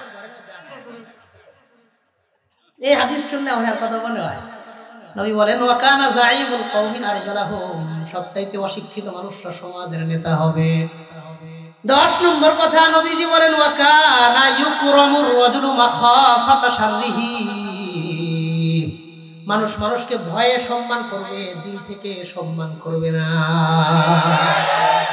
ওয়াকানা ইউকরামুর রাজুলু মাখাফাতা শাররিহি, মানুষ মানুষকে ভয়ে সম্মান করবে, তার ক্ষতি থেকে বাঁচার জন্য সম্মান করবে, মন থেকে শ্রদ্ধা করবে না। আহারে, কোনো একজন মানুষের সাথে, কোনো একজন দলের দায়িত্বশীল ব্যক্তির সাথে রাস্তায় দেখা হয়েছে, আপনি মোটরসাইকেল থামান নাই, ব্যস্ততা ছিল, মোটরসাইকেল টান দিয়ে চলে গেছেন, দেখবেন বিকালবেলা খবর পাঠায় অফিসে ডাইকে বলবে, তোমার লগে সকালে দেখা হয়েছে, সালাম কেন দেও নাই? এমন পাতি নেতা আছে না নাই? ভয়ে সালাম দিব, আইরে সালামটা যদি না দিয়ে যায়, পরে নিয়ে আবার পিছনি দেয়, হ্যাঁ সালাম দিল।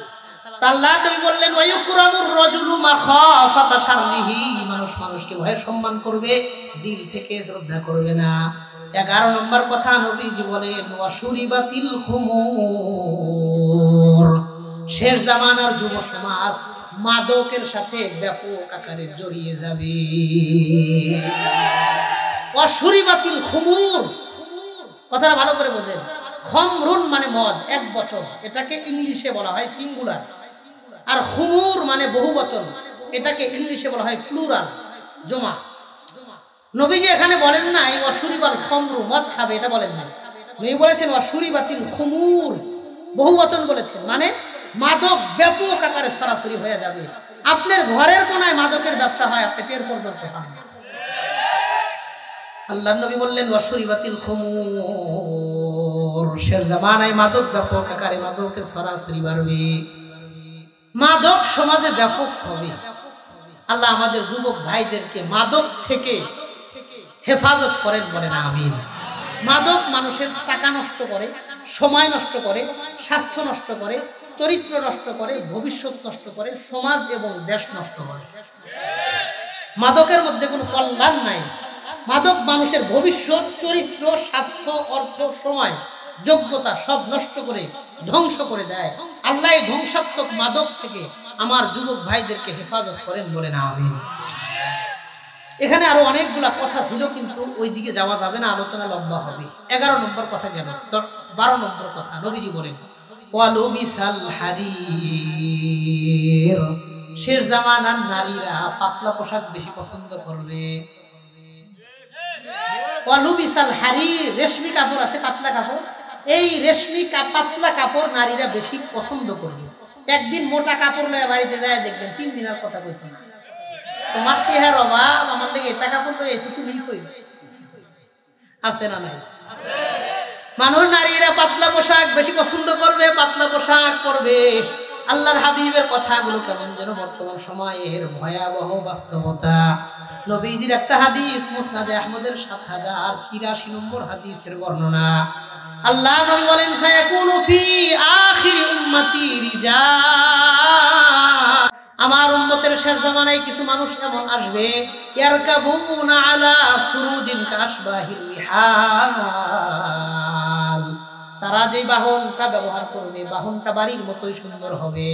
দেখবেন বর্তমান গাড়ির মধ্যে এসি আছে, বাড়িতেও এসি আছে না নাই? নবীজি বললেন ইয়ারকাবুনা আলা সুরুজিন কাশবাহির রিহাল, এমন সুন্দর সুন্দর সাওয়ারি ব্যবহার করবে, বাহন গাড়ি ব্যবহার করবে, বাড়ির মতোই সুন্দর হবে। ইয়ানজিলুনা আলা আবওয়াবিল মাসাজিদ, তারা এই গাড়ি নিয়ে মসজিদের কাছে আসবে। ফায়ুসাল্লুন, মসজিদ থেকে গাড়ি থেকে নাইবা মসজিদে গিয়ে নামাজ আদায় করবে। তারা বড় দিনদার হবে, নামাজি হবে। কিন্তু সমস্যা কোথায়? নবীজি বলেন নিসাউহুম কাসিয়াতুন আরিয়াত, কিন্তু তাদের পরিবারের মহিলারা দিনদার হবে না। নিজেরা নামাজি হবে, টাকাওয়ালা হবে, অনেক টাকা পয়সা থাকবে, দামি দামি গাড়ি ব্যবহার করবে, গাড়ি নিয়ে মসজিদে এসে নামাজ পড়বে। অনেক মুসল্লি দেখবেন শুক্রবার ছাড়া মসজিদে যায় না, গাড়ি ছাড়া যায় না। যাইব শুক্রবারে, আবার সবচেয়ে দামি যে গাড়ি হেঁটে নিয়ে যাই, সবচেয়ে দামি যে বাইক ওই বাইক নিয়ে যাই। বাইকের দাম 6 লাখ টাকা, বাইকের দাম 7 লাখ টাকা। আজকে আমার যে গাড়ি বাইক দিয়ে আমার রিসিভ করে লয়ে আইছে, ওটার দাম কত? 7.5 লাখ টাকা। মাথা নষ্ট, 2টা বাইক বেচে আমার একটা গাড়ি কেন যাবে? পরে আমি জিজ্ঞেস চাক্কা কয়টা? 2টা। দাম কত? 7.5 লাখ টাকা। কত না দাম? চিন্তাটা করে। নবীজি বললেন ইয়ারকাবুনা আলা সুরুজিন কাশবাহির রিহাল, তারা দামি দামি বাহন ব্যবহার করবে, বাহন নিয়ে মসজিদে গিয়ে নামাজ পড়বে, সব ঠিকঠাক। কিন্তু নিসাউহুম কাসিয়াতুন আরিয়াত, তাদের নারীরা বেপরদায় চলবে, নারীরা পোশাক পরার পরেও উলঙ্গ থাকবে। পোশাক পরার পরে উলঙ্গ, এটার মানে কি? পোশাক পরলে কি আমি উলঙ্গ? না। সাহাবীরা প্রশ্ন করলেন পোশাক পরার পরেও নারীরা উলঙ্গ, এ কথার ব্যাখ্যা কি? নবীজি বললেন 3টা কাজ হতে পারে। কি? 1 নাম্বার, এত ছোট পোশাক পরছে যেটা পরা না পরা সমান আছে না নাই? 2 নাম্বার, এত পাতলা পোশাক পরছে যেটা পরা না পরা সমান, সব দেখা যায়। 3 নাম্বার, এত টাইট ফিট পোশাক পরছে, সব দেখা না গেলেও সব বোঝা যায়, আছে না নাই? 3টা কথা, ছোট পোশাক, পাতলা পোশাক, টাইট ফিট পোশাক, এই 3টারে এক শব্দে নিয়ে আসেন অশ্লীল পোশাক। ছোট হোক অশ্লীল, পাতলা হোক অশ্লীল, টাইট ফিট হোক অশ্লীল। তো নবীজি বললেন তারা দিনদার হবে, কোনো এসকাল নাই, কিন্তু তাদের পরিবারের সদস্য দিনদার হবে না। 20 বছর যাবত মসজিদের সভাপতি বইয়ে পর্দা করে না। হ্যাঁ, সব মাহফিলে হেতে প্রধান অতিথি, বিশেষ অতিথি, দানবীর 50,000 60,000 সব জায়গায় হাত খুলে দান করে, মাইয়াডি মেকআপ ছাড়া পর্দা ছাড়া মার্কেটে গিয়ে বাজার করে, আছে না নাই? নবীজি বললেন তারা দিনদার হবে কিন্তু তাদের পরিবার দিনদার থাকবে না, পরিবারের সমস্যা থাকবে দুইটা। বলেন কয়টা? এক নম্বর নিসাউহুম কাসিয়াতুন আরিয়াত, তাদের নারীরা পোশাক পরার পরেও বেপরদা মনে হবে, উলঙ্গ মনে হবে, কথা হইল তারা অশ্লীল পোশাক পরবে। দুই নাম্বার নবী বলেন আলা রুউসিহিন নাকাসতিমাতিল বুখতিল ইজাফ, তাদের মাথার উপরে বড় বড় চুল থাকবে, চুলটা খোপা বানলে উটের চুটের মতন হবে, উটের গজের মতন হবে।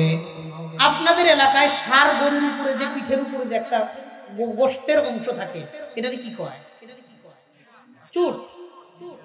চুট চুট উপরে যে থাকে, গজের পিঠের উপরে যে থাকে লম্বা, এটাকে কি কয়? চুট। সিনা তো যেটা নিচে থাকে ওটা না, উপরে যেটা থাকে ওটাকে কি কয়? চুট। নবী বললেন তাদের মাথার চুলগুলা অনেক বড় হবে, এই চুলটা যখন খোপা বানবে কাসনিমাতিল, আসনিমাতুল মানে চুট, কাসনিমাতিল বুখতিল ইজাফ, হ্যাংলা পাতলা উটের পিঠের উপরের চুটের মতন তাদের চুলের খোপা বড় হবে। এটা দিয়ে তারা কি করবে? নবী বলেন মুমিলাতুন মাইলাত, তারা এই চুল দিয়ে অন্য পুরুষকে নিজের দিকে আকৃষ্ট করবে, নিজে অন্যের দিকে আকৃষ্ট হবে। গ্রামের বহু মা বোনদেরকে দেখবেন আহারে বিকাল বেলা হইলে রাস্তায় লম্বা লম্বা চুলটা ছাইরা দিয়া অন্য পুরুষকে নিজের দিকে আকৃষ্ট করে, আছে না নাই? অনেক বাড়িওয়ালা মা বোনদেরকে দেখবেন বিকাল বেলা ছাদের উপরে উঠে নিজের চুলটা খুইলা দিয়ে এলাকার মানুষদেরকে ফিরি ফিরি নিজের চুলটারে দেখায়, আছে না নাই?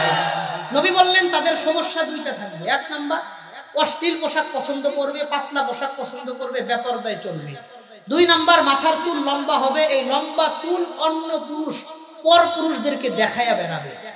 যাদের মধ্যে এই দুইটা দোষ থাকবে নবীজি বলেন লাম ইয়াদখুলনাল জান্নাহ, এই নারীরা আল্লাহর জান্নাতে যাবে না। ওয়ালাম ইয়াজিদনা রিহাহা, তারা জান্নাতের ঘ্রাণ পর্যন্ত পাবে না। ওয়া ইন্না রিহাহা লাতুজাদু মিন মাসিরাতি 40 আমা, অথচ জান্নাতের ঘ্রাণটা 40 বছরের দূরত্বের জায়গা থেকে পাওয়া যাবে। তার মানে এই নারীরা জান্নাত থেকে 40 বছরের বেশি দূরত্বের জায়গায় হাসরের মাঠে অবস্থান করবে। আওয়াজ করে বলেন নাউযুবিল্লাহ। আল্লাহ এই এলাকার নতুন বাড়ি এলাকার প্রত্যেকটা মা বোনদেরকে পর্দার সাথে চলার 5 ওয়াক্ত নামাজি হিসেবে কবুল করে নেন, বলেন আমিন। বিশেষ করে মা বোনদেরকে বলবো হারে নিজের চুলটারে পরপুরুষের সামনে বের করবেন না, পর্দা পুশিদার সাথে চলবেন, নিজের চুলটারে পরপুরুষের দৃষ্টি থেকে হেফাজত করবেন। আল্লাহ এই ফেনী এলাকার প্রত্যেকটা মা বোনদেরকে পর্দার সাথে চলবার তৌফিক দান করেন, বলেন আমিন। পর্দা করা, চুলটারে হেফাজত করা, আল্লাহ আমাদের মা বোনদেরকে এই সিস্টেমে ইসলাম বুঝে মেনে চলার তৌফিক দান করেন, বলেন আমিন। এই গেল 12 নম্বর কথা। 13 নম্বর কথা নবীজি বলেন ওয়াত্তুখিজাতিল কয়নাত, শেষ জামানায় নর্তকী নারীদেরকে সমাজের মধ্যে প্রতিষ্ঠিত করা হবে, নর্তকী নারীদেরকে রাষ্ট্রীয় সম্মাননা দেওয়া হবে। এমন এমন গত টার্মে এমন এমন এমপি মন্ত্রী ছিল, ওর অশ্লীলতা, নায়ক নায়িকা গায়ক গায়িকা, অশ্লীলতা আর বেহায়াপনা প্রদর্শন ছাড়া ওর কোনো যোগ্যতাই নেই। ফাইটটা যায় কয় একটা টান দিছে, পরের বছর এমপি। আছে না নাই? আপনাদের কাছে প্রশ্ন, আমাদের দেশে অনেক শিক্ষিত ভদ্র রাজনীতিবিদ অনেক মহিলা মানুষ আছে না নাই? প্রয়োজনে তাদেরকে বানান। ভবিষ্যতে এই পুনরাবৃত্তি আমরা দেখতে চাই না। নর্তকী বেশ্যা নারীকে বাংলাদেশের পবিত্র সংসদে আমরা আর দেখতে চাই না। শিক্ষিতদেরকে বানান। তামাশা এত এত শিক্ষিত মানুষের উপর দ্বারা কলম ঘুরাবে, ওরা হবে নর্তকী, ওদের অযোগ্য হবে, অথর্ব হবে, খেলোয়াড় হবে, ব্যবসায়ী হবে, কোনো প্রয়োজন নেই। তারা দেশের জন্য কাজ করবে, জনগণের হয়ে কাজ করবে, জনদরদি হবে, জননেতা হবে, মানবতাবাদী হবে, ইসলামের পক্ষে থাকবে। আমরা তাদেরকে আগামীতে ইসলামের সরকার দেখতে চাই। স্বাধীনতার পর থেকে 53 বছর গেছে বাংলাদেশ। 1971 থেকে 2024 53 বছর গেছে। সর্বপ্রথম প্রধানমন্ত্রী ছিল তাজউদ্দিন আহমেদ, 1 বছর ছিল প্রধানমন্ত্রী, 270 দিন সে ক্ষমতায় ছিল। পরে হচ্ছে শেখ মুজিবুর রহমান, এরপরে হয়েছে মনসুর আলী, সে বাকশালের প্রধানমন্ত্রী ছিল, 7 মাস 13 দিন প্রধানমন্ত্রী ছিল। 1975-এর 15 আগস্ট শেখ মুজিবুর রহমানকে যখন সপরিবারে হত্যা করে তখন সে পদত্যাগ করে। তাহলে আওয়ামী লীগের প্রধানমন্ত্রী বাংলাদেশ অনেককে দেখছে, বাকশালের প্রধানমন্ত্রী দেখছে। তারপরে 4 নম্বর প্রধানমন্ত্রী ছিল শাহ আজিজুর রহমান, বিএনপির প্রধানমন্ত্রী ছিল। এরপরে মিজানুর রহমান চৌধুরী নামে এক ব্যক্তি আসছে, ওবায়দুর রহমান নামে এক লোক আসছে, আতাউর রহমান খান নামে এক লোক আসছে। সব এরশাদের ছিল জাতীয় পার্টি। 1979 থেকে 89 পর্যন্ত দীর্ঘ 10 বছর এরশাদ ক্ষমতায় ছিল। সে ছিল প্রেসিডেন্ট আর এরা ছিল প্রধানমন্ত্রী। বাংলাদেশের 53 বছরে 12 জন প্রধানমন্ত্রী পদ পরিবর্তন হয়েছে। কাজী জাফর নামে এক প্রধানমন্ত্রী আসছে, এরপরে খালেদা আসছে, এরপরে হাসিনা আসছে, এরপরে আবার খালেদা আসছে, এরপরে আবার হাসিনা আসছে। 2009 সাল থেকে 24 সাল পর্যন্ত 15 বছর 212 দিন শেখ হাসিনা ক্ষমতায় ছিল, 5 আগস্ট পর্যন্ত। আমরা দেখলাম আওয়ামী লীগের অনেক প্রধানমন্ত্রী বাংলাদেশের ইতিহাসে আসছে, বিএনপির অনেক প্রধানমন্ত্রী আসছে, জাতীয় পার্টির আসছে, বাকশাল আসছে, এ পর্যন্ত 6 বার তত্ত্বাবধায়ক সরকার আসছে, ইন্টেরিয়াম গভর্নমেন্ট আসছে। মানুষ সবারই দেখছে সব সময় দেশের জন্য যখন রক্ত দিতে হয়েছে, মুসলমানের সন্তানরা রক্ত দিছে, আর নাস্তিক বাম রাম সব সময় আমাদের উপর দুঃশাসন করছে। মানুষ সব দল দেখছে। বাংলার প্রত্যেকটা গ্রামে গঞ্জে আমি যাই, 64 জেলার 62 জেলায় আমি প্রোগ্রাম করেছি। আমি মানুষের হৃদয়ের ভাষা বুঝেছি।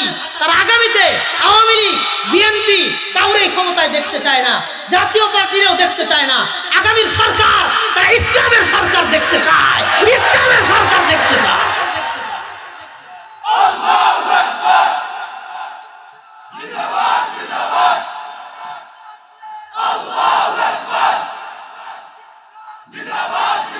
শোনেন, আমরা ইসলামের পক্ষে। আমাদের বাংলাদেশের ইসলামী রাজনৈতিক দলগুলা যদি দেশের এই ক্রান্তিকালে আইসা একসাথে না হইতে পারে, আলেমদের মুসলমানদের কপালে দুঃখ আছে। এখনো যদি এক না হইতে পারেন, মানুষের কাছেও জবাব দিতে পারবেন না, আল্লাহর কাছেও জবাব দিতে পারবেন। আপনারা বড়রা একসাথে বসেন, রুম তালা মাইরা 3 দিন থাকেন, সব মীমাংসা ইখতিলাফ আগেও ছিল, এখনো আছে, ভবিষ্যতেও থাকবে। আমরা এগুলা দেখতে চাই না। ঐক্যবদ্ধ ব্যানারে উম্মার সাথে, দেশের সাথে আপনাদেরকে দেশ পরিচালনায় দেখতে চাই। আল্লাহ আমাদের বড়দেরকে সেই তৌফিক দান করেন বলেন আমিন। আর কত ইখতিলাফ, এবার যদি এক না হয়, এর মাসুল এর খেসারত দীর্ঘদিন ওলামায়ে কেরাম, আলেম ওলামায়ে কেরাম, ইসলামপন্থী মানুষদেরকে দিতে হবে।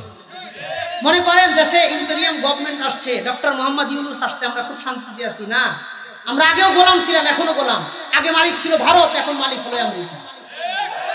মোটা কথা শোনেন, আগে মালিক ছিল ভারত, এখন মালিক হলো আমেরিকা। শুধু মালিকানা পরিবর্তন হয়েছে, আমাদের গোলামের সার্টিফিকেট আগে যেটা ছিল এখনো সেটাই আছে। আল্লাহ আমাদের বোঝার তৌফিক দান করে। সর্বশেষ কথা, নবীজি বললেন অত্তখিজাতিল কায়নাত, নর্তকী নারীদেরকে রাষ্ট্রীয় সম্মাননা দেওয়া হবে। 14 নম্বর নবী বলেন ওয়াল মাআজিফ, শেষ জামানায় মানুষ গান বাদ্য বাজনা ব্যাপক আকারে করবে। অনেক মুসলমানের পরিবারে দেখবেন আহারে গানের অনুষ্ঠান ছাড়া পবিত্র বিবাহের অনুষ্ঠান হয় না, আছে না নাই? আল্লাহ একটা ইবাদত, বিবাহ একটা ইবাদত, এটারে গুনাহ দিয়ে শুরু করে। কেমন যেন বিসমিল্লাহ বলে মদ খাওয়ার মতো। কথাটা বুঝছেননি? মদ খাওয়া ভালো কাজ না গুনাহের কাজ? তো এই মদটা খাইলো বিসমিল্লাহ কয়া, আর বিয়া ইবাদত এটারে করলো গুনাহ দিয়ে শুরু করলো। কোনো পার্থক্য আছে? আল্লাহ আমাদের সবাইরে বোঝার তৌফিক দান করেন বলেন আমিন। 15 নম্বর কথা নবীজি বলেন ওয়ালা আনা আখিরু হাযিহিল উম্মতি আউওয়ালাহা, শেষ জামানার পরবর্তী মানুষরা আগের মানুষদেরকে লানত করতে থাকবে, বলেন নাউযুবিল্লাহ। পরের মানুষ আগের মানুষদেরকে খারাপ বলবে। এই উদাহরণটা আমার কাছে খুব বেশি স্পষ্ট ছিল না, কিন্তু মৌলভী সাদ যখন বড় বড় আম্বিয়াদের ব্যাপারে গোস্তাখ করতেছিল, আকাবিরিনদের ব্যাপারে উল্টাপাল্টা ফতোয়া দিয়ে উম্মতকে বিভ্রান্ত করতেছিল, তখন আমার এই হাদিস ভালো বুঝে আসছে, পরের মানুষ আগের মানুষদেরকে খারাপ বলতে থাকবে। আল্লাহ আমাদের সবাইরে বোঝার তৌফিক দান করেন। প্রথম হাদিসের মধ্যে আল্লাহ নবী 5টা বিষয় থেকে আমাদেরকে সতর্ক করেছেন। 1 নম্বর, মানুষ প্রকাশ্যে গুনাহ করবে, গুনারে গুনাই মনে করবে না। 2 নম্বর, ব্যবসায়ীরা ওজনে কম দিবে। 3 নম্বর, ধনীরা যাকাত দিতে চাইবে না। 4 নম্বর, মানুষের জবান নষ্ট হয়ে যাবে, কথা কাজে মিল থাকবে না। 5 নম্বর, একে অন্যের সম্পত্তি ভোগ করে দখল করার নেশায় থাকবে। এই 5টা অন্যায় বর্তমান সমাজে ব্যাপক আকারে আছে। দ্বিতীয় নম্বর হাদিসের মধ্যে নবীজি 15টা বিষয় বলেন।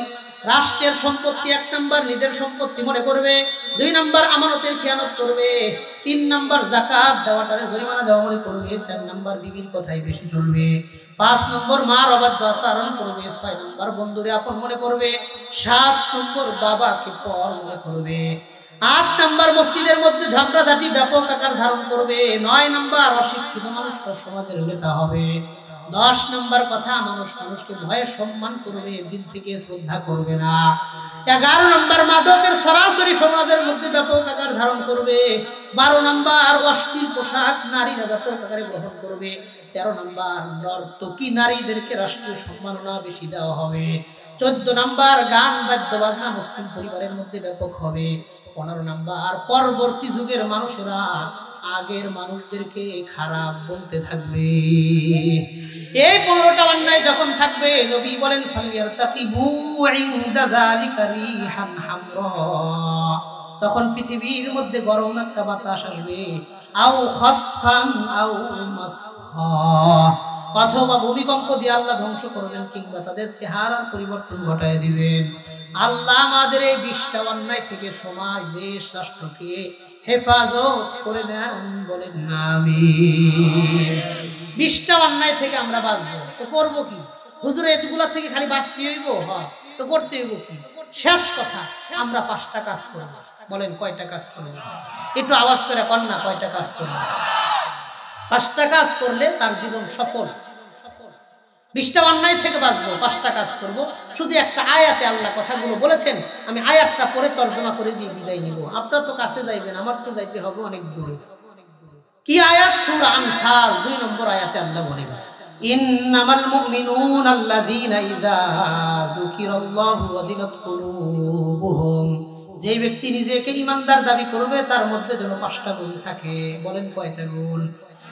1 নম্বর ইযা যুকিরাল্লাহু ওয়াজিলাত কুলুবুহুম, তার সামনে যখন কোনো ব্যক্তি আল্লাহর জিকির করবে, ওয়াজিলাত কুলুবুহুম, তার অন্তরটা আল্লাহর মহব্বতে প্রকম্পিত হইতে থাকবে।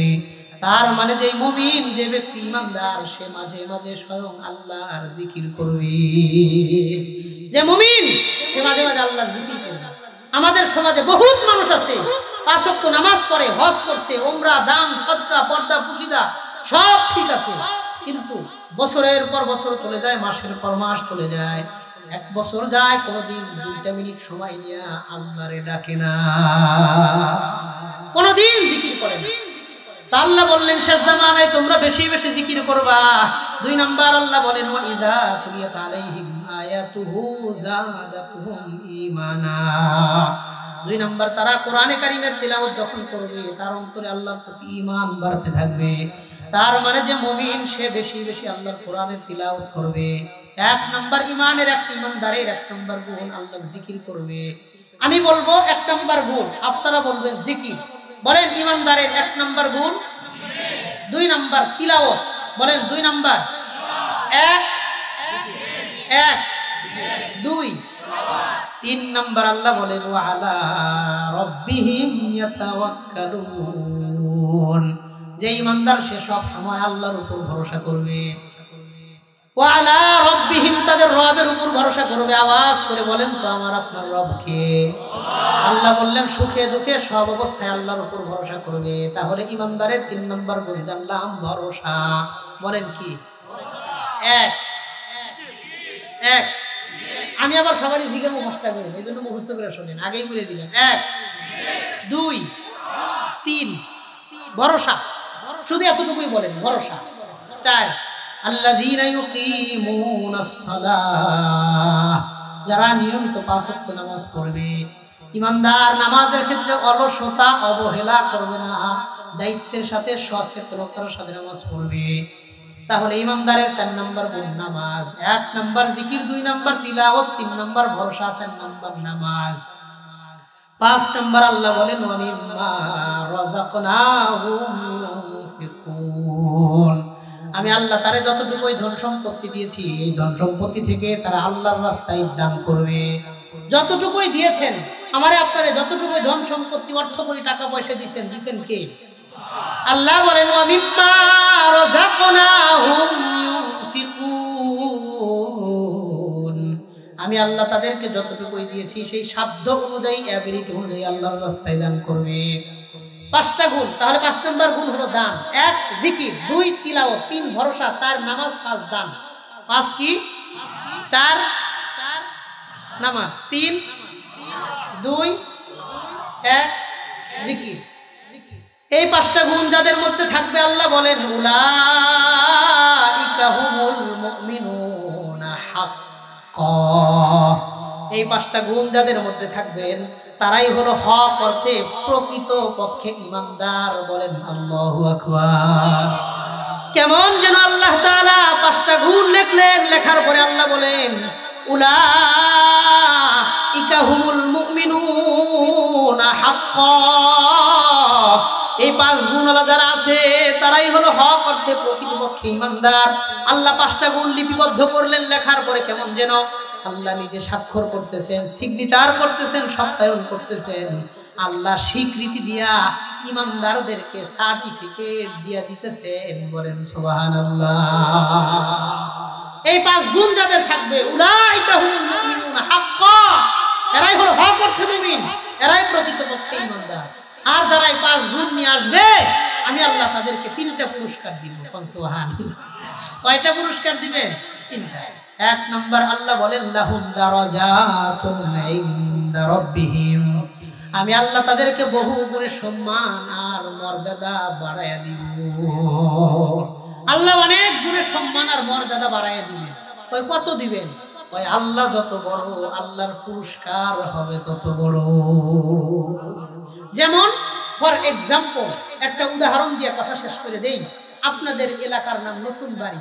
এই এলাকায় অনেক গরিব মানুষ মানুষের কাছে চায়া চিন্তা ভিক্ষা কইরা কোন রকম কষ্টে পেটার পরিবার চালায়, আছে না নাই? আছে, বহুত আছে। এরকম একজন গরিব মানুষ আমরা দোয়া করি আল্লাহ তাদের পরিবারেও বরকত দান করেন। বলেন আমিন। এইরকম একজন গরিব মানুষ আব্দুর রহমানকে বলছে। কারে বলছে? আব্দুর রহমানরে 2টা কথা বলছে। আব্দুর রহমান আমার লোক একটু দেখা কইরো, তোমারে কিছু হাদিয়ে দিবে। 2টা কথা, দেখা কইরো কিছু হাদিয়ে দিবে। কই দেখা করতাম? মহিফালে। মহিফাল কাছে, দেখা করো হাদিয়ে দিবে। তো বেটা ভিক্ষা করে আপনারা যখন বলছে তার কথার কোনো গুরুত্ব দিবেন না। বেটা খায় ভিক্ষা করে আমারে কি দিবে, আচ্ছা ঠিক আছে সময় পেলে আসবে, এরকম একটা দায় সারামূলক বক্তব্য দিয়ে তার থেকে চলে যাবে না, দরকার নেই দেখা করা। এই একই কথা দেখা কইরো কিছু দিন এই এলাকার চেয়ারম্যান সাহেব বলছে যে তুমি এখান থেকে কুমিল্লা বিশ্ব রোড, পদুয়ার বাজার বিশ্ব রোড আমার লোকে দেখা কইরো কিছু হাদিয়ে দিবে। স্যার কখন দেখা করতাম? বিকাল 3টা বাজে। আপনি বিকাল 1টা বাজে সেখানে গিয়ে বসে থাকছেন। চেয়ারম্যান ব্যস্ত মানুষ, সময় মতন দেখা করতে হয়। গুরুত্ব আগের তুলনায় কমছে না একটু বাড়ছে। এই কথা যদি এই আসনের এমপি সাহেব বলে যে তুমি আমার লোকে দাউদকান্দি এসে দেখা করো, আরো দূরে কুমিল্লা থেকে দাউদকান্দি প্রায় 50-60 কিলোমিটার দূরে, দাউদকান্দি এসে সকাল বিকাল 3টা বাজে দেখা করো, দেখবেন আপনি সকাল 10টা বাজে সেখানে গিয়ে দাঁড়ায় থাকছেন। হাই হাই, যে আশেপাশে পাতি নেতা একটু দেরি হলে যদি সাইড না পায় সবার সামনের চেয়ারটাতে বসার চেষ্টা করবে। একই কথা দেখা কইরো কিছু দিব, এই কথা বলছে বর্তমান ইন্টেরিয়াম গভর্নমেন্ট অন্তর্বর্তীকালীন সরকারের প্রধান উপদেষ্টা ডক্টর মোহাম্মদ ইউনূস যদি এই কথা বলে যে তুমি যমুনা ভবনে এসে আমার লোকে সকাল 10টায় দেখা কইরো কিছু দিন, এক কথায় দেখা করো কিছু দিন সকাল 10টায়। আপনাদের কথা জানি না, আমি হইলে 2 দিন আগে ঢাকা গিয়ে প্রোগ্রাম ক্যান্সেল করে বসে থাকতাম। হোমানে যেমন আওয়ামী লীগ চতুর্থ থেকে বাইরে হয়, কবে আবার হরতাল অবরোধ দিয়ে রাস্তাঘাট বন্ধ করে রাখে যদি যাইতে না পারি। কথা কর, একদিন আগে গিয়ে ঢাকা বসে থাকবে কেন? ডক্টর ইউনূস দেখা করতে বলছে, গুরুত্ব আছে। যে কথা বুঝাইলাম আপনাদের সময় নষ্ট করি নেই। কি বুঝাইলাম? একই কথা, দেখা করো কিছু দিন, একই কথা, ব্যক্তির পার্থক্যের কারণে কথার ওজনের কম বেশি হয়। কথা কন, বুঝা কন। একই কথা বলছে ফকির ব্যক্তি যা বলছে, চেয়ারম্যান তা বলছে, এমপি তা বলছে, মন্ত্রী তা বলছে, প্রধান উপদেষ্টা তাই বলছে। পার্থক্য কি? ব্যক্তির কথা, ব্যক্তির পার্থক্যের কারণে তাদের কথার ওজনের কম বেশি হয়। আল্লাহ যেহেতু বলেছেন লাহুম দারাজাতুন ইনদা রাব্বিহিম, আমি আল্লাহ তাদেরকে বহু গুণে সম্মান আর মর্যাদা বাড়ায়া দিব। কয় কত বাড়ায় দিবেন? কয় আল্লাহ যত বড়, আল্লাহর পুরস্কার হবে তত বড়। আল্লাহ যেহেতু মালিক ইয়াউমিদ্দিন, বলেন তো কিয়ামতের দিনের মালিক কে? আল্লাহ বলেন তুতিল মুলকা মান তাশা ওয়া তানজিউল মুলকা মিম্মান তাশা। আল্লাহ যারে চান ক্ষমতা দেন, আল্লাহ যারে চান তার কাছ থেকে ক্ষমতা ছিনিয়ে নেন। সমস্ত রাজা বাদশাদের বাদশা কি? সুতরাং আল্লাহ দেওয়া পুরস্কার ছোট হবে না বড় হবে? আল্লাহ বলেন লাহুম দারাজাতুন ইনদা রাব্বিহিম, আমি আল্লাহ তাদেরকে আমার কাছে আইনা তাদের রবের কাছে আসার পর বহু গুণে সম্মান বাড়ায় দিব। 2 নাম্বার আল্লাহ বলেন ওয়া মাগফিরাতুন, আমি আল্লাহ তাদের জীবনের মানুষ হিসেবে ভুল ভ্রান্তি ত্রুটি বিচ্যুতি যা কিছু আছে, ওয়া মাগফিরাতুন, তাদের জীবনের সব গুনাহ খাতা আমি আল্লাহ মাফ করে দিব। সাধারণ ক্ষমা ঘোষণা করে দিব তাদের। মানুষ হিসেবে প্রত্যেকের জীবনে ছোট্টখাট্ট ভুল ভ্রান্তি ত্রুটি বিচ্যুতি আছে না নাই? আমরা মানুষ, আমরা ফেরেশতা না, আছেই ভুল ভ্রান্তি। আল্লাহ বলেন ওয়া মাগফিরাতুন, সব গুনাহ খাতা আমি আল্লাহ তাদেরকে 5 গুণ থাকতে মাফ করে দিব। সুবহানাল্লাহ। 3 নাম্বার আল্লাহ বলেন ওয়া রিজকুম কারীম, আমি আল্লাহ তাদের জন্য সম্মানজনক রিজিকের ফয়সালা করে দিব। সম্মানজনক রিজিকের ফয়সালা আমাদের জন্য করে দিবেন কে? রিজকুম কারীম, সম্মানজনক রিজিক, অসম্মানের রিজিক না, সম্মানজনক রিজিকের ব্যবস্থা করবে। আল্লাহ বলেন 5টা কাজ করো। 1 জিকির, 2 তিলাওয়াত, 3 আল্লাহর উপর ভরসা, 4 নামাজ, 5 দান। বলেন একজন যে মুমিন, উলাইকা হুমুল মুমিনুনা হাক্কা, আল্লাহ তাদেরকে মুমিন খাঁটি ঈমানদার, হক ঈমানদার বলে সার্টিফিকেট দিবেন। তাদের গুণ লাগবে কয়টা? বলেন 1, বলেন 1, 2, 3 ভরসা, 4, 5 দান। 5 নাম্বার কি? দান। আমি যদি কাউরে পার্সোনালি জিজ্ঞাসা করি, বলতে পারবেন নি? কে কে বলতে পারবেন? হাতটা দেখান তো। 5টা বলতে পারবো ইনশাআল্লাহ। মাশাআল্লাহ। ওই ভাই আপনি দাঁড়ান, এই যে সাত করে দাঁড়ান। বলেন ইমানদারের গুণ। আমি বলবো 1, আপনি বলবেন 2, বলবো দাঁড়ান দাঁড়ান, তাড়াতাড়ি দাঁড়ান। 1, 2, 3, 4, 5। মাশাআল্লাহ কইতেন না? 5 জনের কাছ থেকে শুনবো, 1 জন হয়েছে। 2 নাম্বার ওই সাদা পাঞ্জাবিওয়ালা দাঁড়ান, বলেন 1, তাড়াতাড়ি করেন। 1 দাওয়াত খাওয়ার লেগে হয়ে গেছে। 3টা হচ্ছেন মাশাআল্লাহ। 1 জিকির, 2, 3 ভরসা, 4, 5 দান। বলেন মাশাআল্লাহ। ডান পাশ থেকে কোনো ভাই বলবেন, যে কোনো একজন, হ্যাঁ তাড়াতাড়ি দাঁড়ান। 1, 2, 3, 4, 5 মাশাআল্লাহ বলেন। 3 জন হয়ে গেছে। আর 2 জন পিছন দিক থেকে একজন বলেন যে হুজুর আমি বলতে পারবো ইনশাআল্লাহ। এই ভাই দাঁড়ান, টুপিওয়ালা ভাই দাঁড়ান। হ্যাঁ 1, 2, 3, 4, 5 বলেন মাশাআল্লাহ। আর একজন ভাই সামনে থেকে বলেন, আপনি দাঁড়ান, কিন্তু খুব মনোযোগ দিয়ে শুনছেন। বলেন 1, 2, 3, 4, 5 মাশাআল্লাহ বলেন। 5টা গুণ 5 জনের কাছ থেকে শুনছি। আশাবাদী সবার মুখস্থ থাকবে। আল্লাহ আমাদের 5টা গুণ অর্জন করে একজন সার্টিফিকেটধারী খাঁটি ঈমানদার হয়ে সমসাময়িক 20টা ফিতনার কথা বললাম, 5টা গুণ বললাম 25, 3টা কথা বললাম পুরস্কার 28। লম্বা সময় নিয়ে আমি আপনাদের সামনে 28টা কথা বললাম। 1.5 ঘন্টার উপরে কথা বলছি। 1 ঘন্টা 38 মিনিট আপনাদের সাথে কথা বলছি। বলেন এই 1 ঘন্টা 38 মিনিট কথা আমি কোরআন আর হাদিস ব্যতীত কোনো কথা বলছি? এটা সাক্ষী দিয়ে কর না বলছি। আমার প্রত্যেকটা বয়ান বিষয় ভিত্তিক এবং দলিল ভিত্তিক। একটা বিষয়ের বাইরে যাই না, একটা কথার পিছনে দলিল আনার চেষ্টা করি। যে কথাগুলো বললাম 28টা কথা 1 ঘন্টা 38 মিনিট সময় নিয়ে বললাম। আল্লাহ এই এলাকার মানুষদেরকে আপনি নামাজি, পরহেজগার, দিনদার মা বোনদেরকে পর্দানশীল হিসেবে কবুল করেন, বলেন আমিন। এই মাদ্রাসাটা আপনাদের পাশে হয়েছে। ছেলেদেরকে দিন শিক্ষা দিয়েন, কোরআনে কারিম শিক্ষা দিয়েন, তাদেরকে তরবিয়ত, দ্বীনি তরবিয়ত দিয়েন। পরে কোরআন শরীফ ফাউন্ডেশনে যখন যাইবো, এরপরে ইঞ্জিনিয়ার, ব্যারিস্টার, প্রফেসর, উকিল, ওসি, ডিসি, এসপি, এমপি, মন্ত্রী যা মন চায় বানায়, অসুবিধা নেই। কারণ ফাউন্ডেশনে যদি কোরআন থাকে, যত শিক্ষিতই হোক সে কোনোদিন নাস্তিক হবে না। সে যদি ইঞ্জিনিয়ার হয়, রডের পরিবর্তে বাঁশ দেওয়া ইঞ্জিনিয়ার হবে না। দিনদার যদি ডাক্তার হয়, সে ডাক্তার হবে, কসাই হবে। কথা কন। হুজুরদের বউ যখন সিজার করতে হইব হাসপাতালে গিয়া কয় দিনদার ডাক্তার খুঁজতে, আজ হাফেজ আলেম ডাক্তার আছে কিনা, পর্দানেশীন ডাক্তার আছে কিনা। তারা যদি ডাক্তার না হয় তো হেনি গিয়ে পাইবেন কেমনে? আগে তো ফাটাইতে হইব হেন। এই জন্য কোরআন শিক্ষা দেন, এরপর দুনিয়া শিক্ষা দেন, অসুবিধা নাই, অসুবিধা নাই। দিনও শিক্ষা দিবেন শুরুতে, দুনিয়াও শিক্ষা দিবেন, কোনো অসুবিধা নাই, ব্যালেন্স রাখবেন। কারণ সকালে যদি আপনি পরোটা দিয়ে নাস্তা করেন খালি পেটে, সারাদিনে পোলাও বিরিয়ানি কোরমা যাই খান, বিকেলে একটা ঢেক দিলে পরোটার ঢেক আসে। কথা ঠিক আছে?